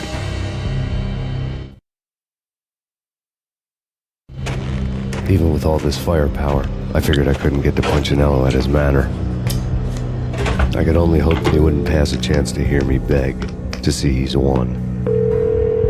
This is Max Payne. I want to cut a deal. Payne, you're a dead man. That's what everybody keeps telling me. I got your ship and her cargo. I want to meet. No pain, no gain. Capiche? You know my restaurant? Yeah, I know it. 1 hour. Punchinello's restaurant had seen better days.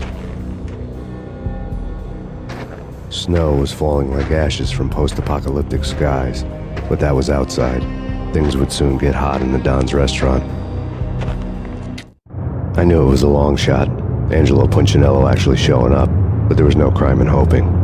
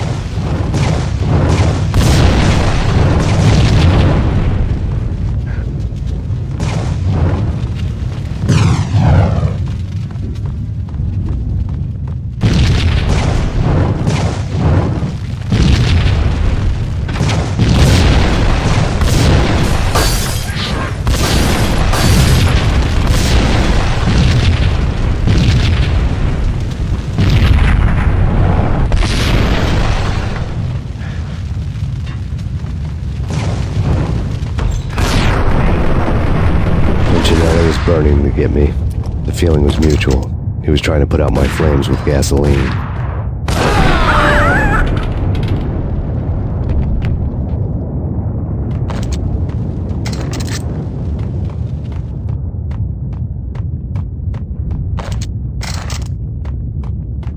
The mobsters have been guarding a real treasure. The way out of this disco inferno.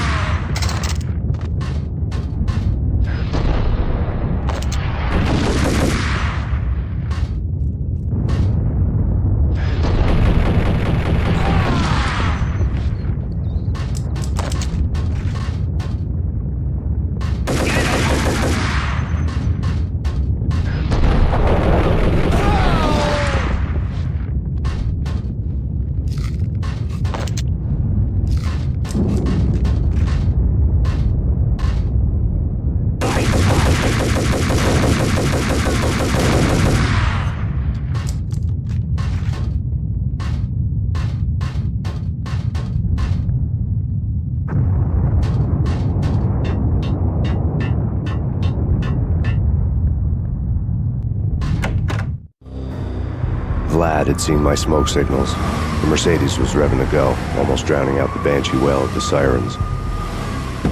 You coming? We'll drop you off at the Punchinello Manor. Sounds good to me. When this is over, look me up. I could use a professional like you. I'll keep that in mind. Vlad had seen my smoke signals. The Mercedes was revving to go, almost drowning out the banshee wail of the sirens. You coming? We'll drop you off at the Punchinello Manor. Sounds good to me.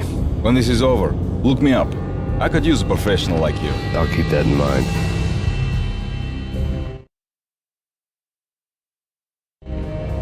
The night groaned with cold. The garden lights flickered nervously. In their light, the falling snow was dead white before the darkness ate it up. I had heard the stories. The trio were mad dogs. They'd have hung the heads of their enemies over the manor gates if the capo had only let them. Punchinello wanted Payne. He'd see the pain. The trick in my situation was that there was no trick, no matter what the movies tell you. No rules, no secret mantra, no roadmap. It wasn't about how smart or how good you were. It was chaos and luck, and anyone who thought different was a fool. All you could do was to hang on madly, as long and as hard as you could. Someone had graciously left the back door open for me and killed the guards. My money was on Mona. I knew the trio would be standing between me and Punchinello. I had read their rap sheets, thick as phone books. No one would be walking out of here alive. The numbing cold of the broken night had followed me in. Upstairs, the trio tangoed down the manor halls to the silent rhythm of their murderous hearts. The blood of their victims rust on their lips. Vince Mignano, Pilot Providence, a.k.a. Big Brother, and Joe Deadpan Salem. The pistol was a frozen lump in my hand, piercing the skin, gnawing me to the bone.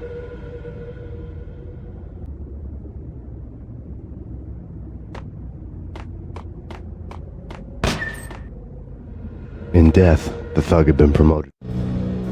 Someone hadn't enjoyed the Don's hospitality. Someone with a flair for the dramatic. Someone who had let herself out of a locked cell and past a couple of armed guards. My thoughts were on Mona again. I could only hope she was a good enough gambler to walk away while she was still winning, before she'd run into the trio. The messenger.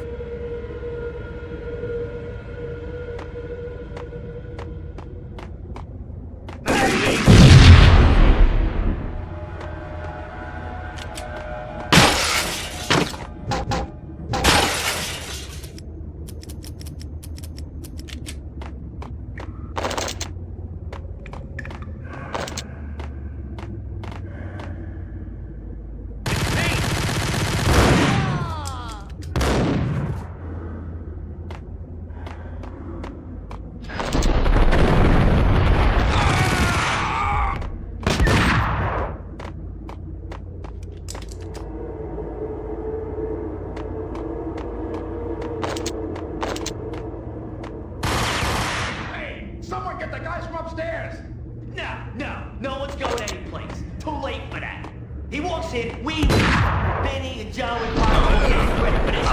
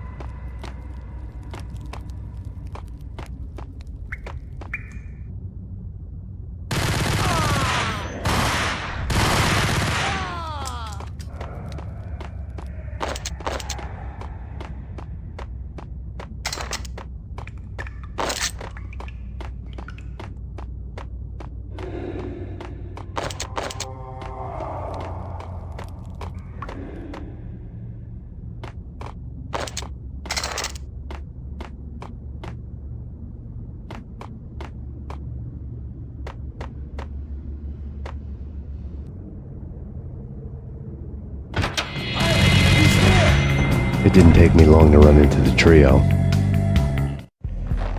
The word on Lisa Punchinello was that she was a bit of a witch. The tarot cards on the kitchen table fit the picture. They weren't my kind of cards, but I was willing to take a crack at the hand Mrs. Punchinello had dealt. The first card was the tower. Maybe that was supposed to be the manor. It got easy after that. The devil was the master of the house, and death was me, coming for him.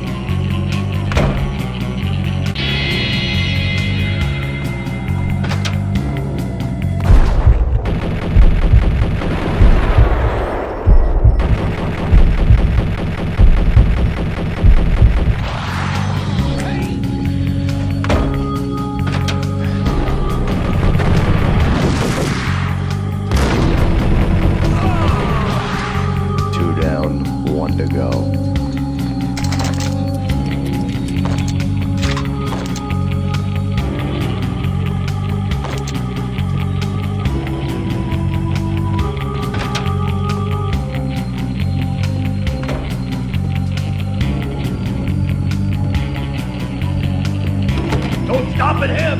This will stop anything. He comes.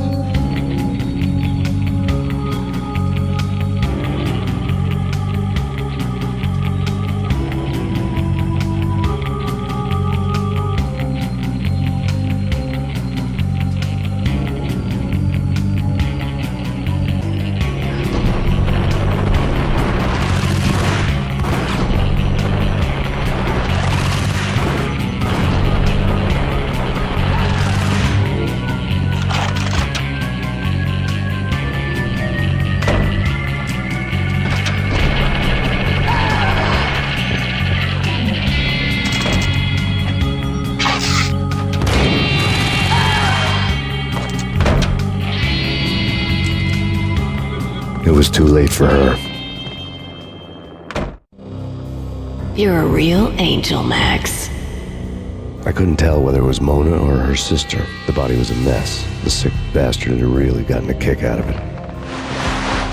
Seeing her lying there got me thinking about another woman's body on another bed. Got me thinking about a fallen cradle.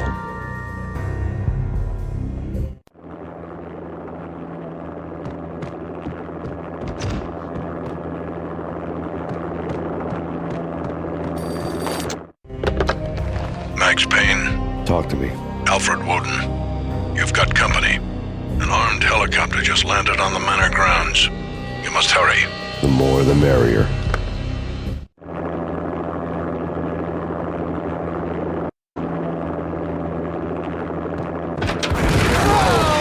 Vince Miliano.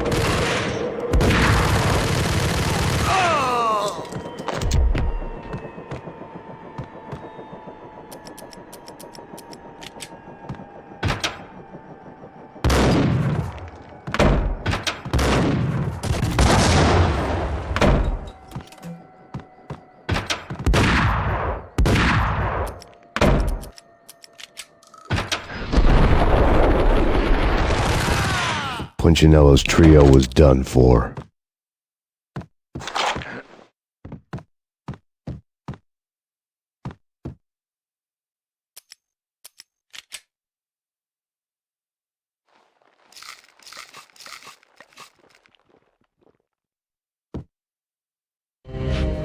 Outside my door.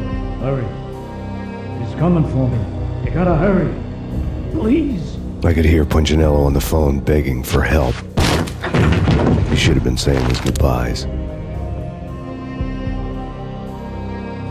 Punchinello was a pushover. The moment I stepped into the room, he folded like a deuce before a royal flush. No, wait. I was just doing what I was told. I couldn't refuse. She's someone high up. Government, maybe. I don't know. He was trying to buy more sand for his hourglass. I wasn't selling any.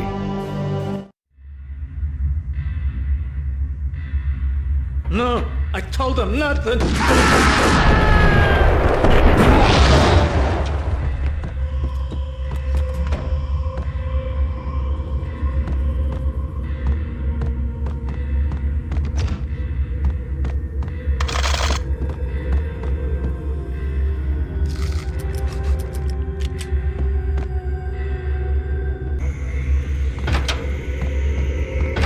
Drop it. Don't move. Game over, Max Payne.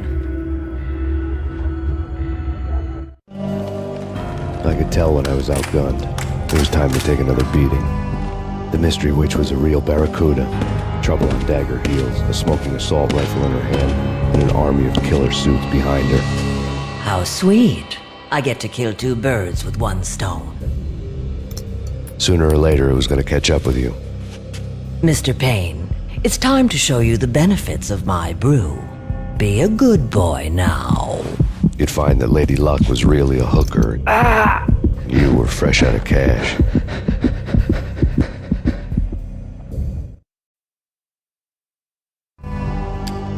Gentlemen, we're done here. Take me to Cold Steel. She had just given me an OD of Valkyr. I could feel green fire eating my brains. They turned to steam. They did a fade on me. I'd never had a chance. The witch had got me just as sure as if she put a gun to my head and pulled the trigger. The shadows rushed me, bruised mugshot faces hungry for revenge. They knew my weak spots and closed in for the kill. The floor turned into a vortex of green blood. I fell. The flesh of fallen angels.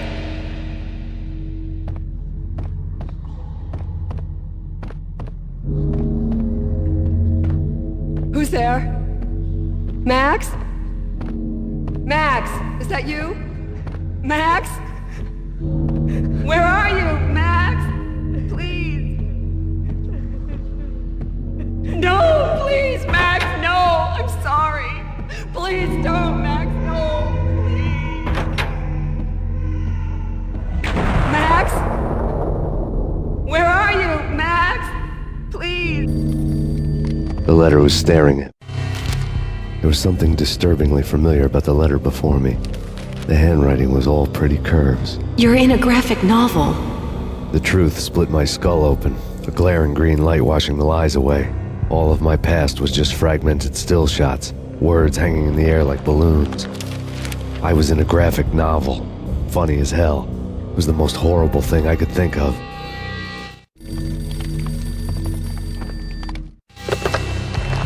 Shiny stuff and dreams are made of stooped necromancers.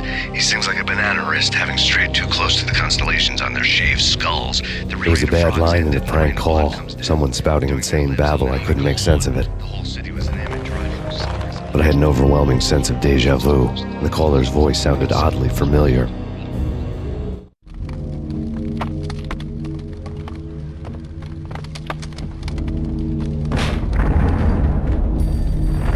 The weird piece of paper looked dangerous. There was something disturbingly familiar about the letter before me.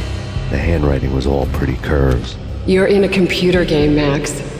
The truth was a burning green crack through my brain, weapon statistics hanging in the air, glimpsed out of the corner of my eye, endless repetition of the act of shooting, time slowing down to show off my moves, the paranoid feel of someone controlling my every step.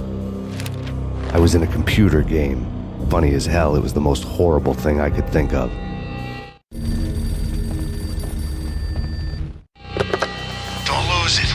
Valkyr. The drug. Snap out of it. Try to remember.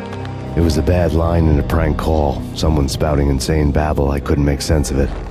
But I had an overwhelming sense of deja vu, and the caller's voice sounded oddly familiar.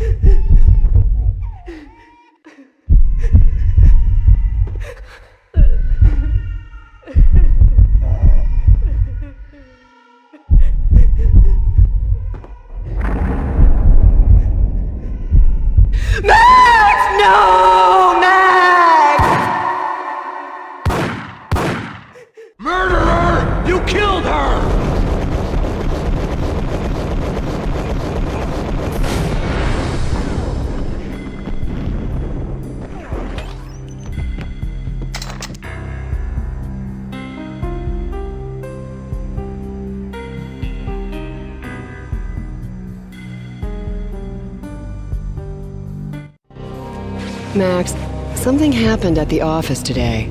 A strange memo. Something about Vikings. Honey, I gotta run. You can tell me all about it this evening. Have a nice day, darling. The bullet holes were rubies on her chest, blood glowing on her ivory skin. She was so beautiful. The killer was smiling. The flesh of fallen angels.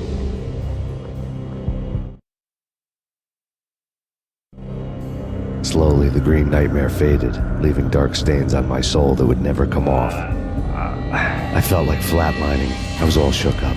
I woke up in a cold sweat, sick and tired to the bone, lying in a puddle of my own puke. The hag had said take me to Cold Steel before it had all gone crazy. It was a clue, the only one I had. It took me forever to crawl back to my feet and hit the road, but when I did, I drove straight to Cold Steel Foundry outside the city. There was a whole lot of action around the place for a freezing winter night. Trucks coming and going, men running. I had the drop on the mystery witch. She thought I was dead. I was on her blind side. I was going in. The bad trip had put me in a crazy mood, adrenaline pumping through my aching veins. Staggering on the mill roof in ice and snow and wild wind, I was a ninja. My kung fu was strong. I wasn't hitting anybody. At best, I was Superman on kryptonite about to fall through a skylight, down to where it was all going down.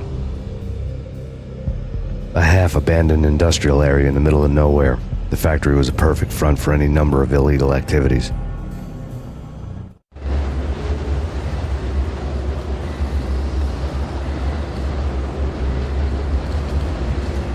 In the belly of the plant, molten metal boiled and bubbled like a witch's brew.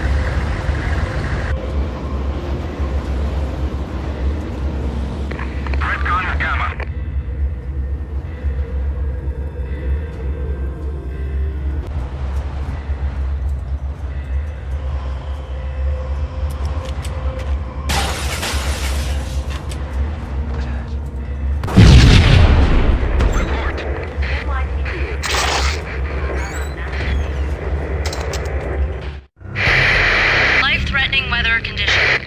A record-breaking killer storm. In the city's history, vehicles stuck in snow. Heavy snowfall. Forecast shows severe weather is expected to continue. Out in the night, snow fell like confetti over the Devil's Parade. The storm was anything but over.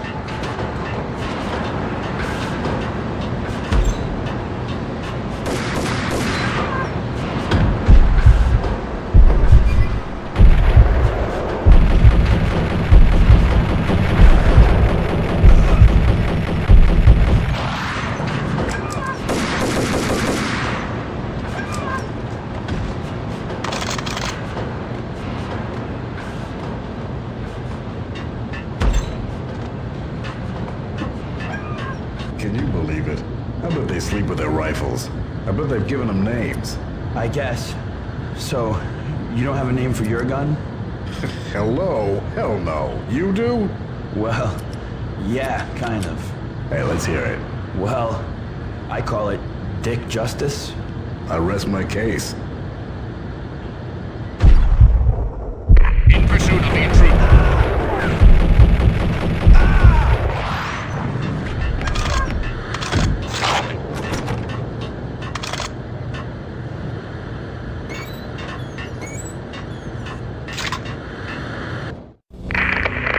Perimeter breached. The facility has been compromised. Repeat, the Deep Six has been compromised. Initiate Operation Deadeye. The walkie-talkie military lingo could mean only one thing. They were getting ready to destroy the evidence and vanish into the night. I was so close. The hidden truths were just around the corner.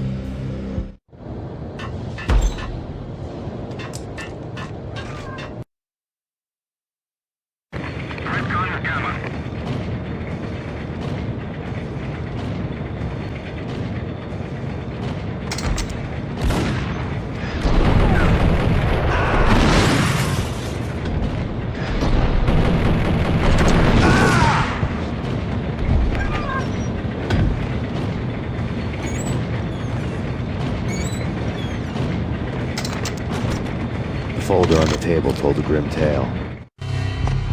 The mercenaries were running a tight operation, paperwork and all. Merchandise missing again. A chemist had tried to smuggle it out for his own private party. Locked him up in cell B7 in D6's old test facility to wait for proper processing. I was close enough to hear the secrets, just beyond the next doorway.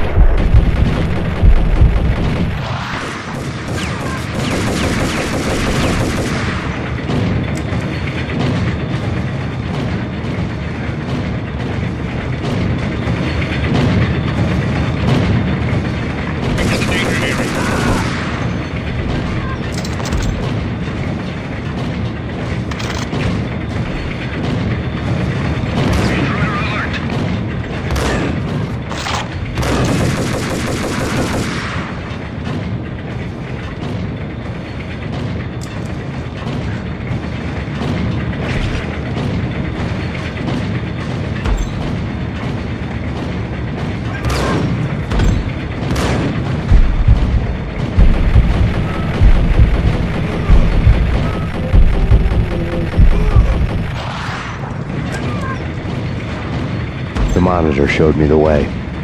Processing diagrams filled the control room screens, all but one. An elevator titled D6 on one of the screens, somewhere onwards, past rows of ovens in the core of the plant.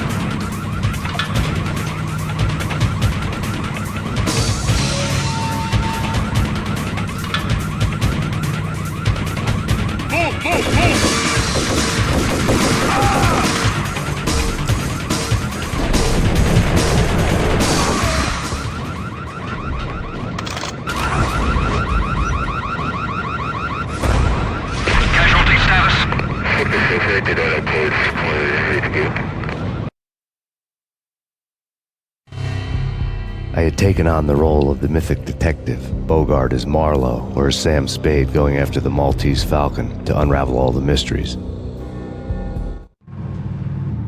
Following a path of clues to that final revelation, even if it would take me down to the cold, cavernous depths of a grave. You can't do sign. Do you have any idea why this is called Operation Deadeyes?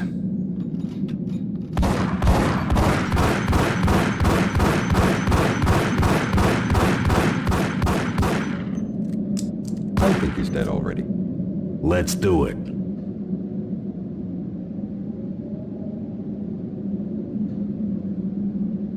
Attention all personnel. The self-destruction sequence has been initiated. Evacuate the complex immediately. We've got company. Repeat. The self-destruction sequence has been initiated. Proceed to the nearest exit immediately.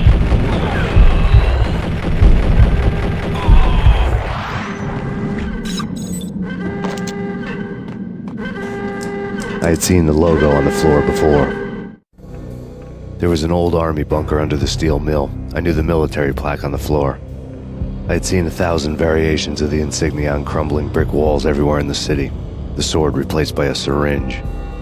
Project Valhalla, V for Valkyr, V for Valhalla. All of a sudden it read like a crackpot conspiracy theory.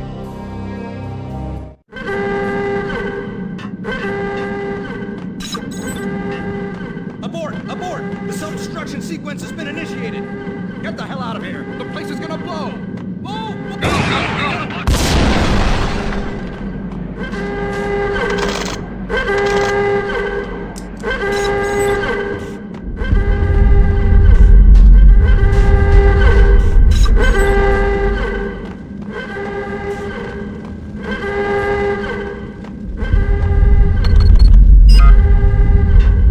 Like everything else in the Valkyr case, the door code was a mystery to me. Attention all personnel. The self-destruction sequence has been initiated. Proceed to the nearest exit immediately. The chemist had been using the workstation when he died. The half-life of the lab rat had ended online, his password blinking on the screen. 665, neighbor of the beast.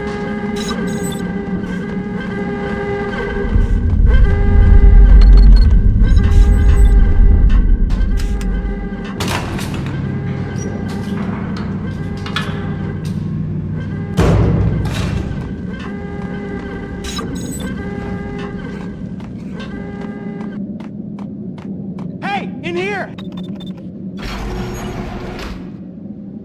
Thanks. I thought I was gonna die in there for sure. I need you to get me through the decontamination chamber airlock.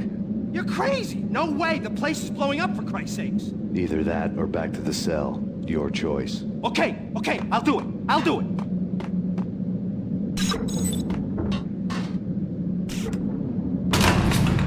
Attention all personnel. The self-destruction sequence has been initiated. Proceed to the nearest exit immediately.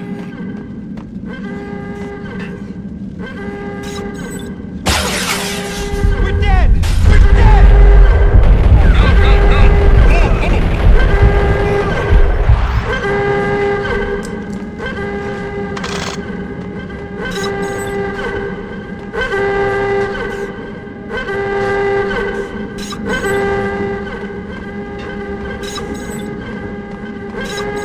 Get in!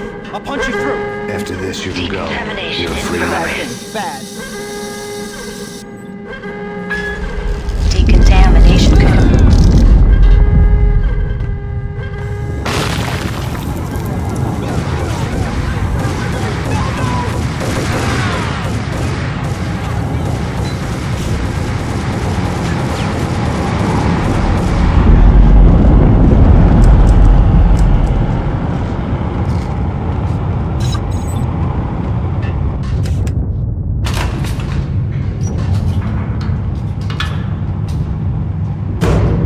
I was caught in the middle of the deadly web that was the Valkyr case.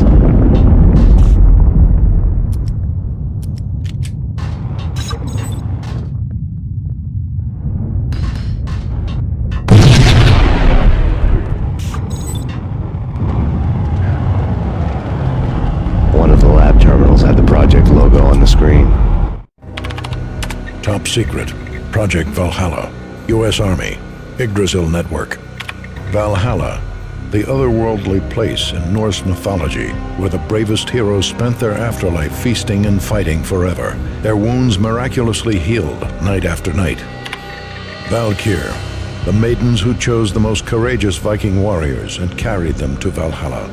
1991, The research objective is to create a chemical substance to enhance the stamina and morale of infantry troops. 1995. Results unsatisfactory. Project cancelled. Someone had decided to continue the sick experiment unauthorized. Project compromised. Data leak. Fix the damage by any means necessary. Security clearance red. Authorized by the project lead. Field test. Double the dosage for all the remaining test subjects. Observe and record the subject's behavior in an urban setting. The drop-off point was my old address in New Jersey. The file dated 3 years ago. Just when you thought you had reached the deepest depths of horror, it suddenly got worse. How to turn off that small voice inside your head that started to whisper that you should be glad that now, if not before, your revenge was justifiable on any conceivable moral scale. That small voice proved, beyond any doubt, that I was damned. The dagger-heeled woman had come and gone a long time ago. There was nothing more for me here. The bunker's name was acting as a self-fulfilling prophecy.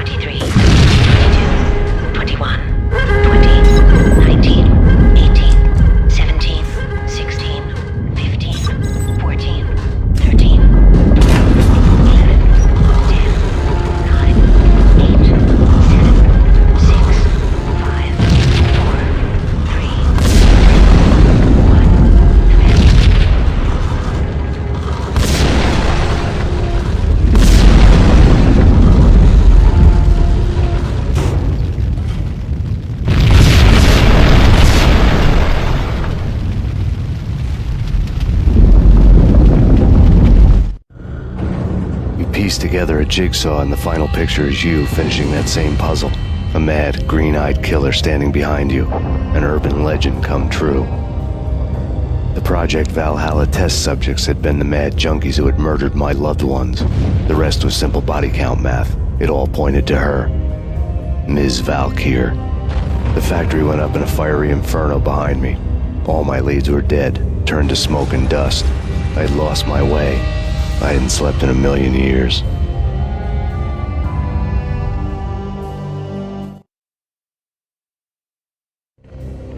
I felt thin as death. I've been living on an endless supply of week-old donuts. They were fuel for this crazy furnace inside my head. I couldn't remember when I had last seen the sun. I was on a permanent graveyard shift. When the darkness fell, New York City became something else, any old Sinatra song notwithstanding. Bad things happened in the night, on the streets of that other city, Noir York City. I was in an all-night diner, downing cup after cup of coffee that tasted like engine oil, when a new message from BB got me back on the killer track. What the hell happened at Roscoe Street? Maxie, I'm going out on a limb here.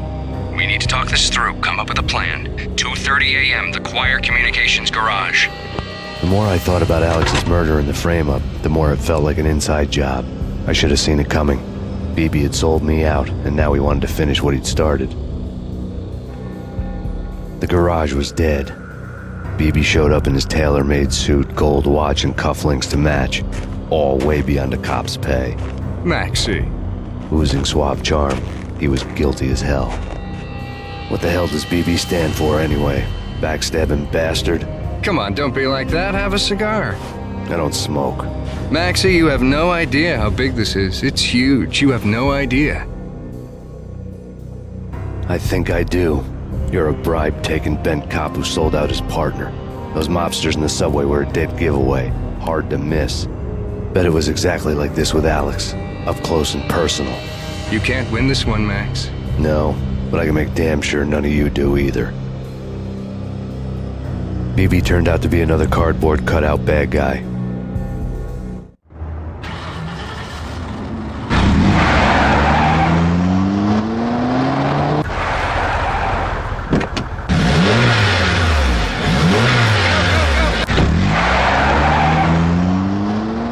bad cop on the take, a cowardly right-hand man fleeing from the scene, leaving his paid thugs to do his dirty work.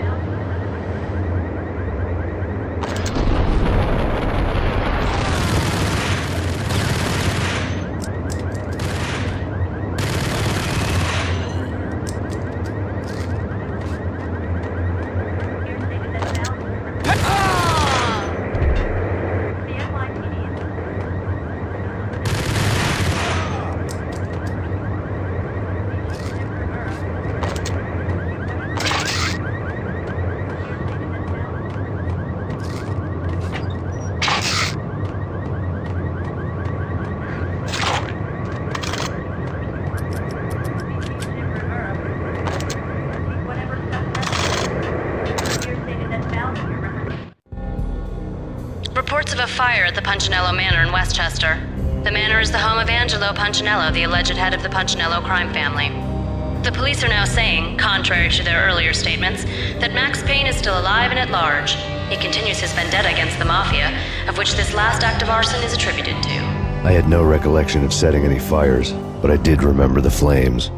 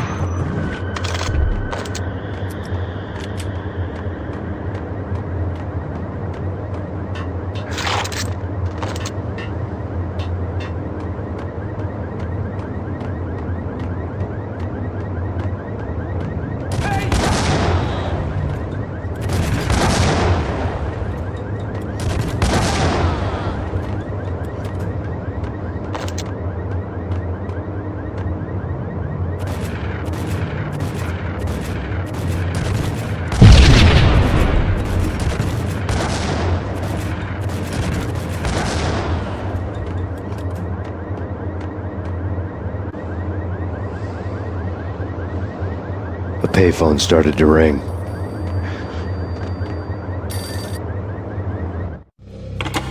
Yeah.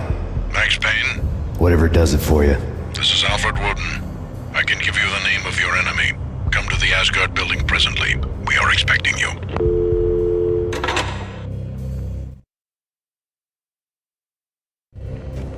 Woden was waiting for me on the steps of the old building. Mr. Payne, let's go inside. The others are anxious to begin. The others? Despite the general misconception, this building actually predates the City Hall by 2 years, thus being the oldest municipal building still in use here at the foot of the Brooklyn Bridge. No kidding. The old man played tour guide as he led me through a dark, domed hall. The answers I was after loomed large ahead. Mr. Payne, I would like to introduce you to my colleagues in what we call the Inner Circle. You've been watching too much X-Files. You have seen the files on Project Valhalla. We can fill the gaps, provide you with the information missing from those files. We were all involved in the early stages of the project during the Gulf War. What's the catch? We would very much like to blow this thing wide open, but our hands are tied. Her name is Nicole Horn. She was the key figure in Project Valhalla. When the funding was discontinued, she simply refused to quit. She knew exactly what she had in her hands. Nicole Horn is the president of Acer Corporation. She has more than half the city in her pocket. This must be kept under wraps. If you try to go public with this, we will deny any knowledge. We need you to take her out. Afterwards, we can protect you. Make all the charges go away. That was the cue for the killer suits to kick in the doors and swarm inside.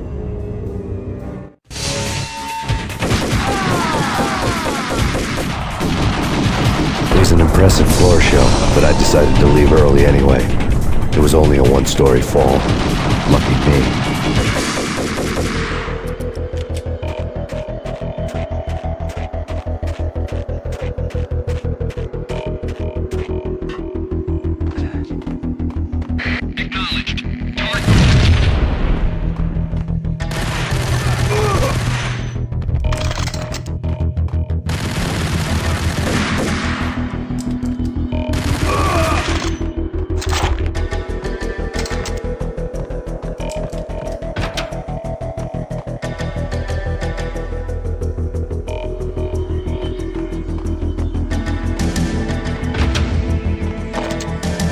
One of the monitors showed what was left of the Inner Circle.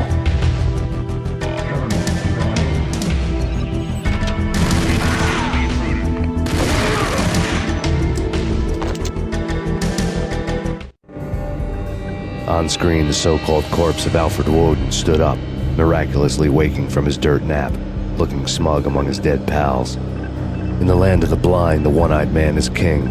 I didn't know how he'd pulled it off, but it was a pretty slick way to get out of all his promises. Most of what he had said fit too well to be a load of crap.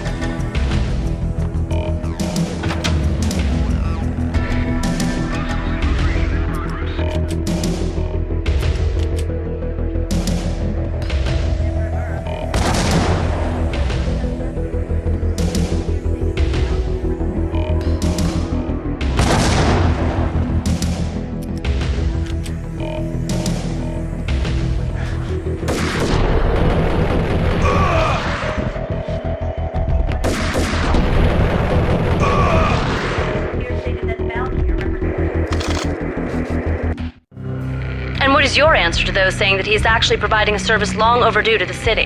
This crusade nonsense has gone too far. He's out of control. It must stop. He will be stopped. That was Deputy Chief Jim Rivera from the New York City Police Department.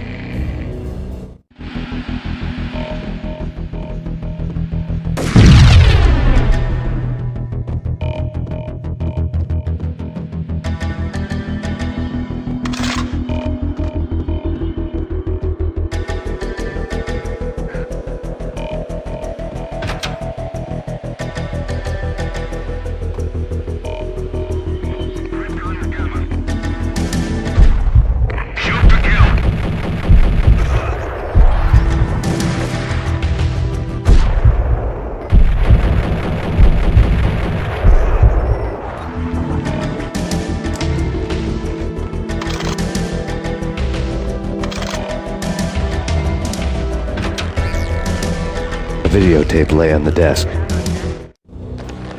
Nicole Horn had blackmailed the inner circle into silence. The tape came with a curt extortion note on a piece of expensive paper.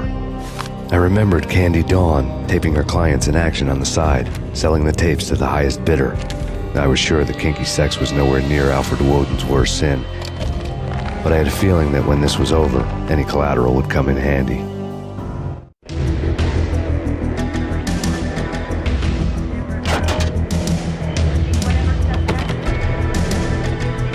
Woden had left me a present. Woden had taken care of my mission preps with military precision. The critical areas in the Acer Corporation headquarters blueprints were circled in red. The president's office was at the top of the building, right below her penthouse suite. The elevators were controlled by a security computer, part of the mainframe located underground below the building. The high-rise was sealed as tight as a sci-fi fortress.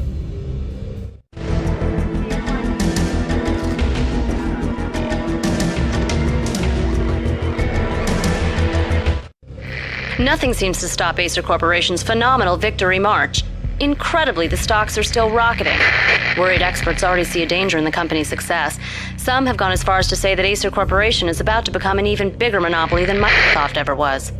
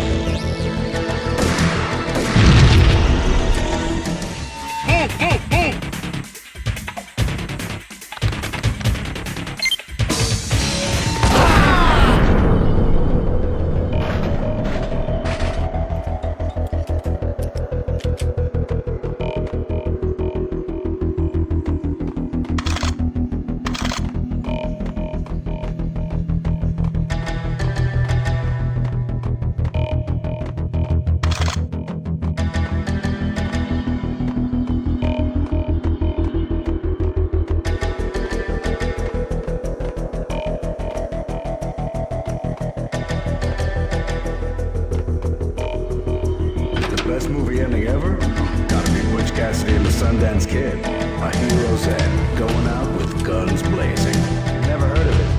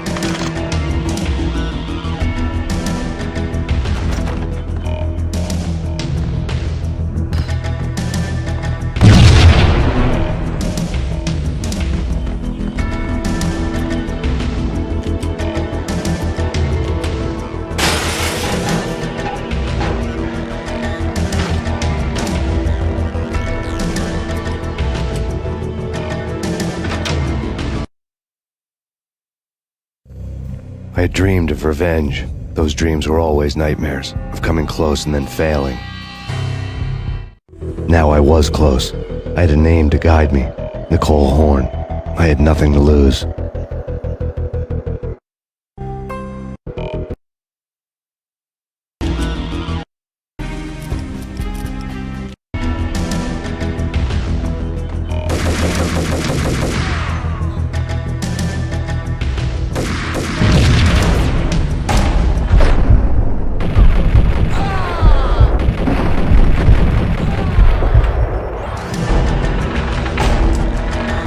The Inner Circle had quite a track record.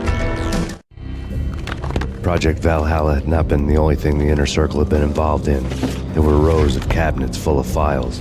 The Serpentine Secret Society went back a long way, always pulling strings from the shadows.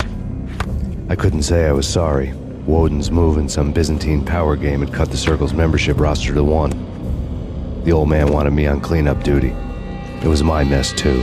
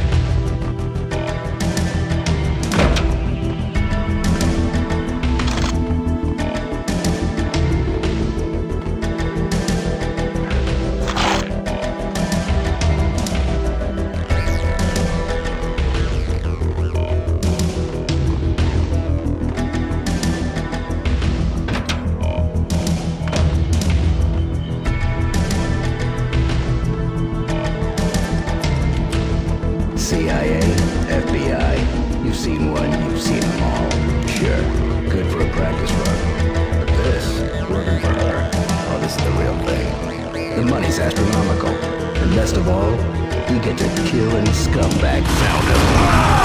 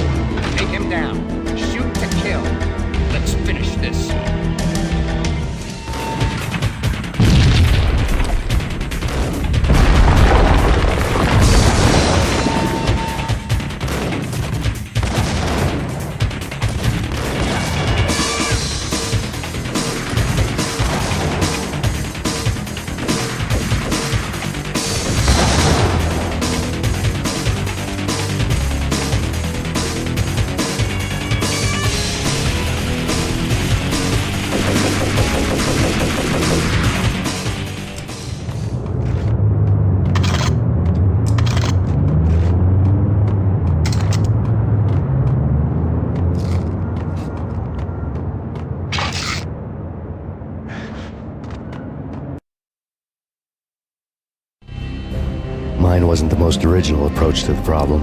It wasn't as if it hadn't all been done before. An eye for an eye, the first principle of revenge. Old as dirt, still going strong. The cardinal rule in going after someone with an intention to kill was not to make it personal, which it almost always ended up being anyway. It did with me. I took my time, cruising around the city in the snow. There was no hurry. I knew what I had to do now. I took my time, thinking about it, building up the rage. When I was ready, I parked the stolen wheels at the front entrance of the Acer Corporation headquarters. Got out, got in, got cracking. I had a bullet with Nicole Horn's name on it. I had 10,000 bullets with the hag's name on them. She had ultra-high-tech security systems, enough mercenaries and weaponry to start World War III. There was no fear. New York disappeared behind a veil of snow. I had crossed the threshold. This was her domain, sleek and sexy and soulless, all glass and steel. A place of color-coded security key cards, metal detectors, and surveillance systems.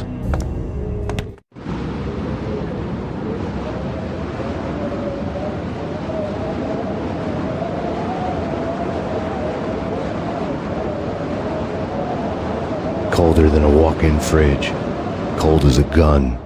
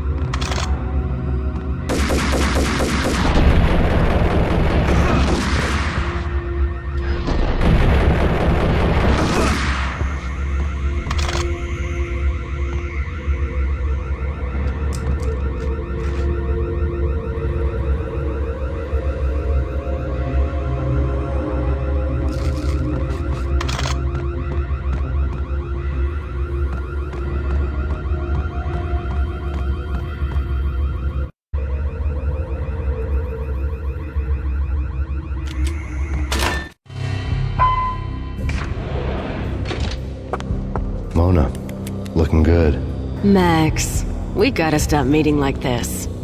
It will be a cold day in hell before I let a narc cop stop me. Miss Sachs, do your job.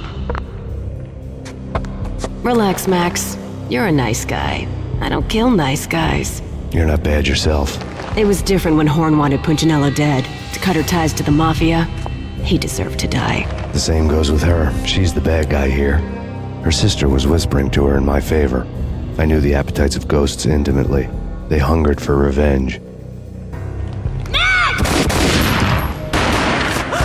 No!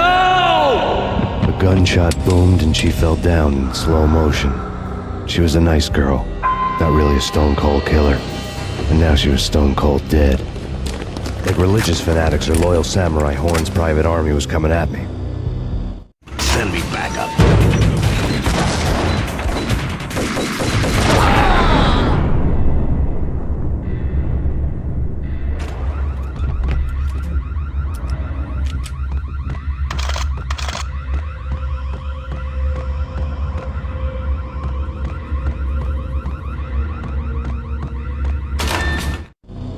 When the elevator came back down, Mona was gone. There was a lot of blood, but no body. Something clicked for the final time. My mind had never been so clear, as if somewhere high above the storm clouds were already gone, cold stars blazing from the black skies.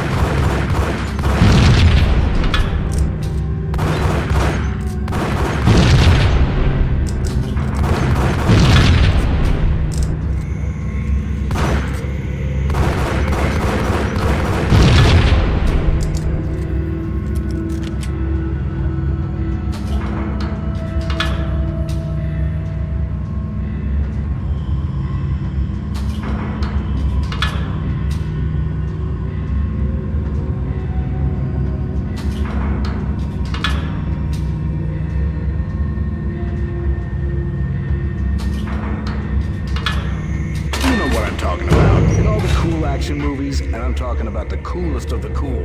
It always seems like time slows down and the... Hey,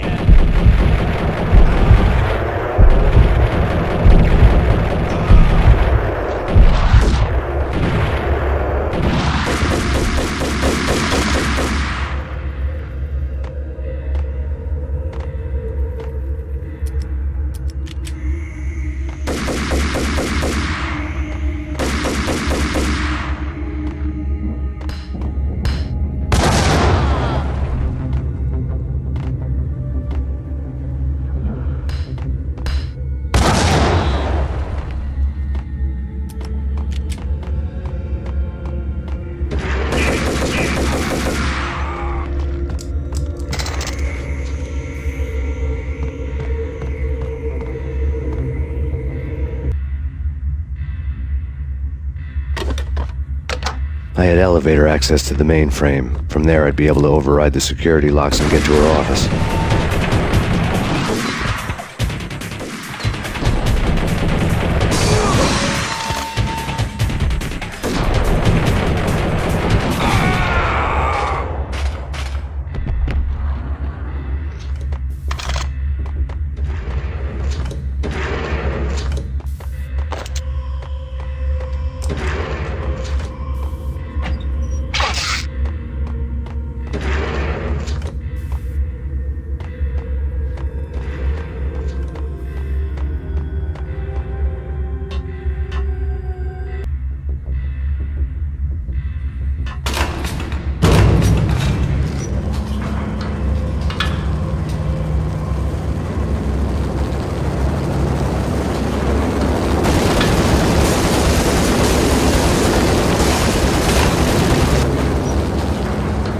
The unmarked chopper was Horn's pet guardian, inhuman and flawless. It was stalking me.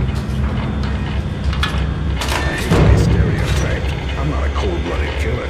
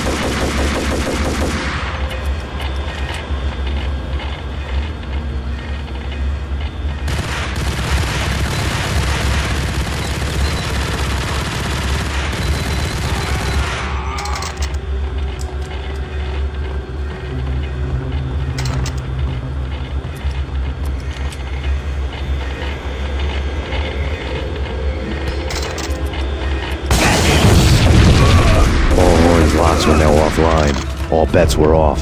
The elevator would take me all the way up.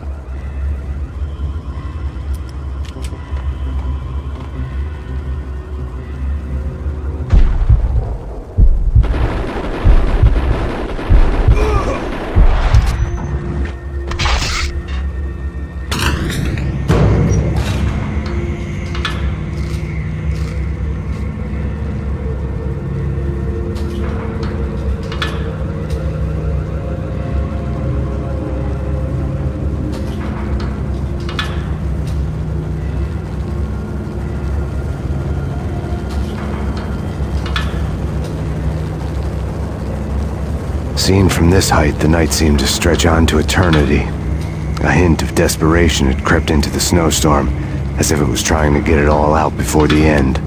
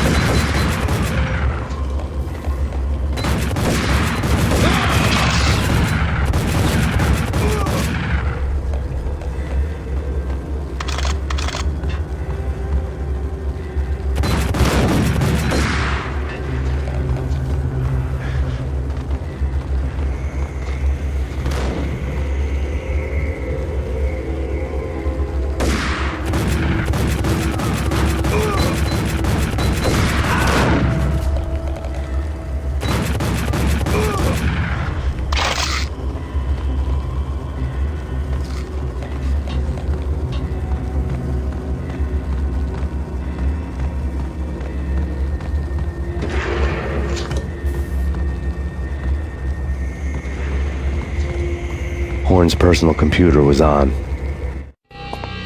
Next to the printer was a neat stack of expensive paper.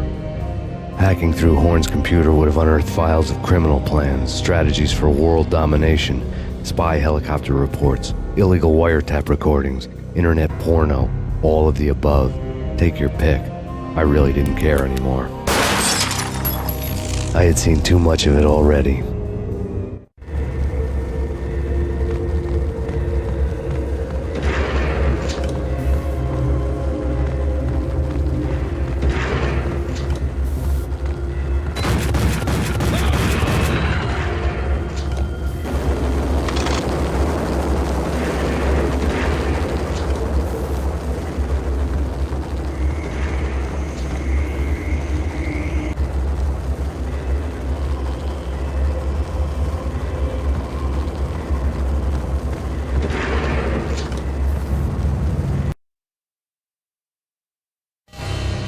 Valkyr had been meant to be a white-winged maiden that would lift you to a warrior's heaven, but it turned out to be a one-way demon ride to hell.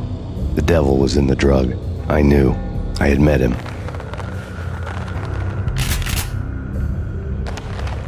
And now I was gonna kill her. The queen of the underworld who had tried to lift herself a bit closer to heaven with her drug money. No begging, no bribes. She knew better. Honor among killers. We who were about to die. Both of us knew how this would end, in pain and suffering. All this because your wife stuck her nose into things that were none of her business. The cops were coming to take me away. The sirens were like a bad conscience I couldn't shake. It's ridiculous you've made it this far. You won't be alive when they get here. Stop him!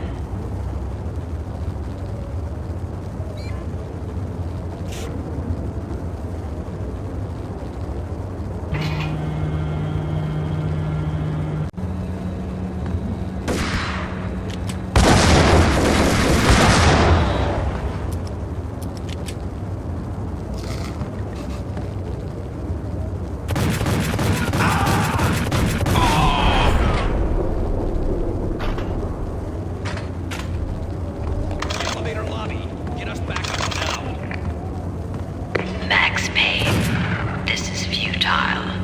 A waste of time. The deaths of your wife and daughter were necessary. Inevitable. It is done.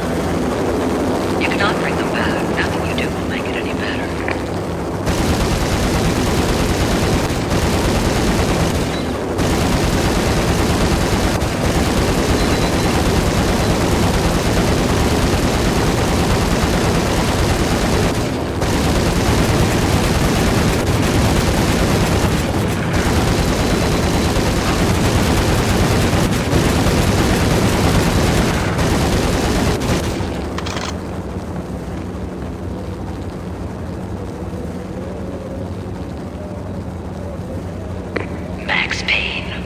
You are fighting a losing battle. You cannot survive this. You will die. Stop fighting. Make it easy for yourself. Accept your fate. You will die here.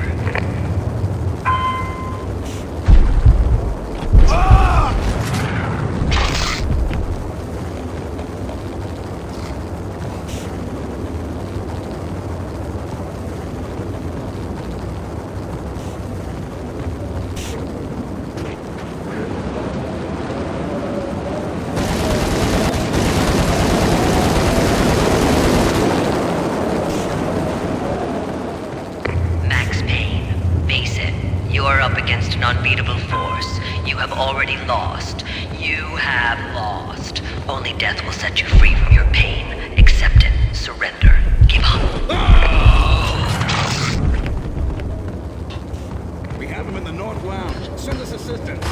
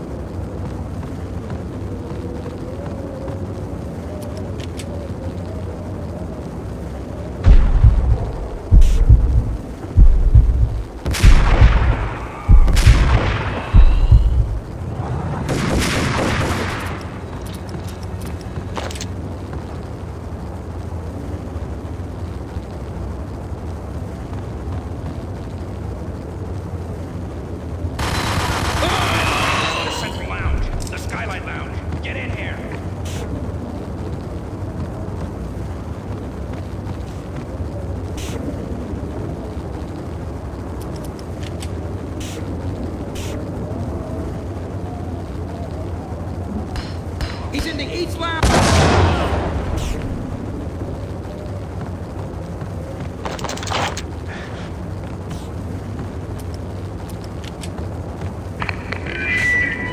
What do you mean he's unstoppable? You are superior to him in every way that counts. You are better trained, better equipped. You outnumber him at least 20 to 1. Do your job.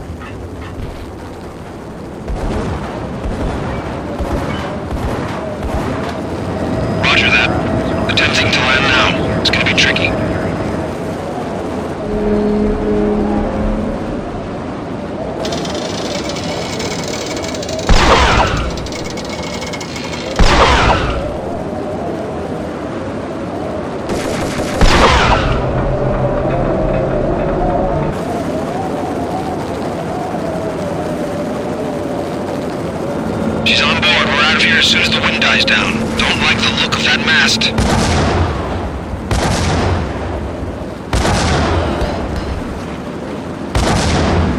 Lift off in 1 minute.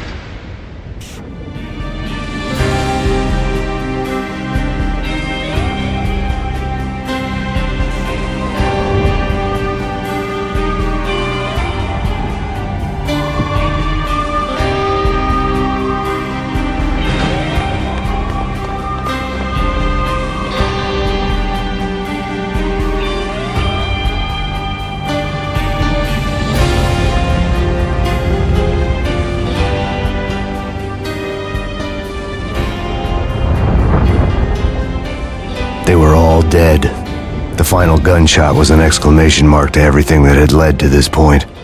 I released my finger from the trigger. And then it was all over. The storm seemed to lose its frenzy. The ragged clouds gave way to the stars above. Max Payne, this is Deputy Chief Jim Bravura from the NYPD. We've got the building surrounded. Throw down your weapons and lie down with your hands behind your head. A bit closer to heaven.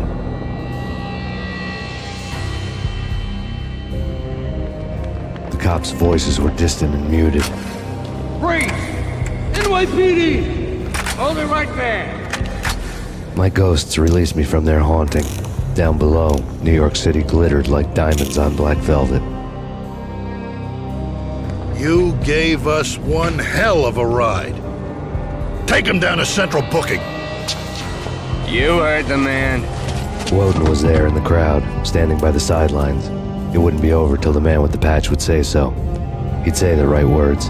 I knew he would. He'd better. Woden grinned smugly. It was the grin of a winner. That made two of us.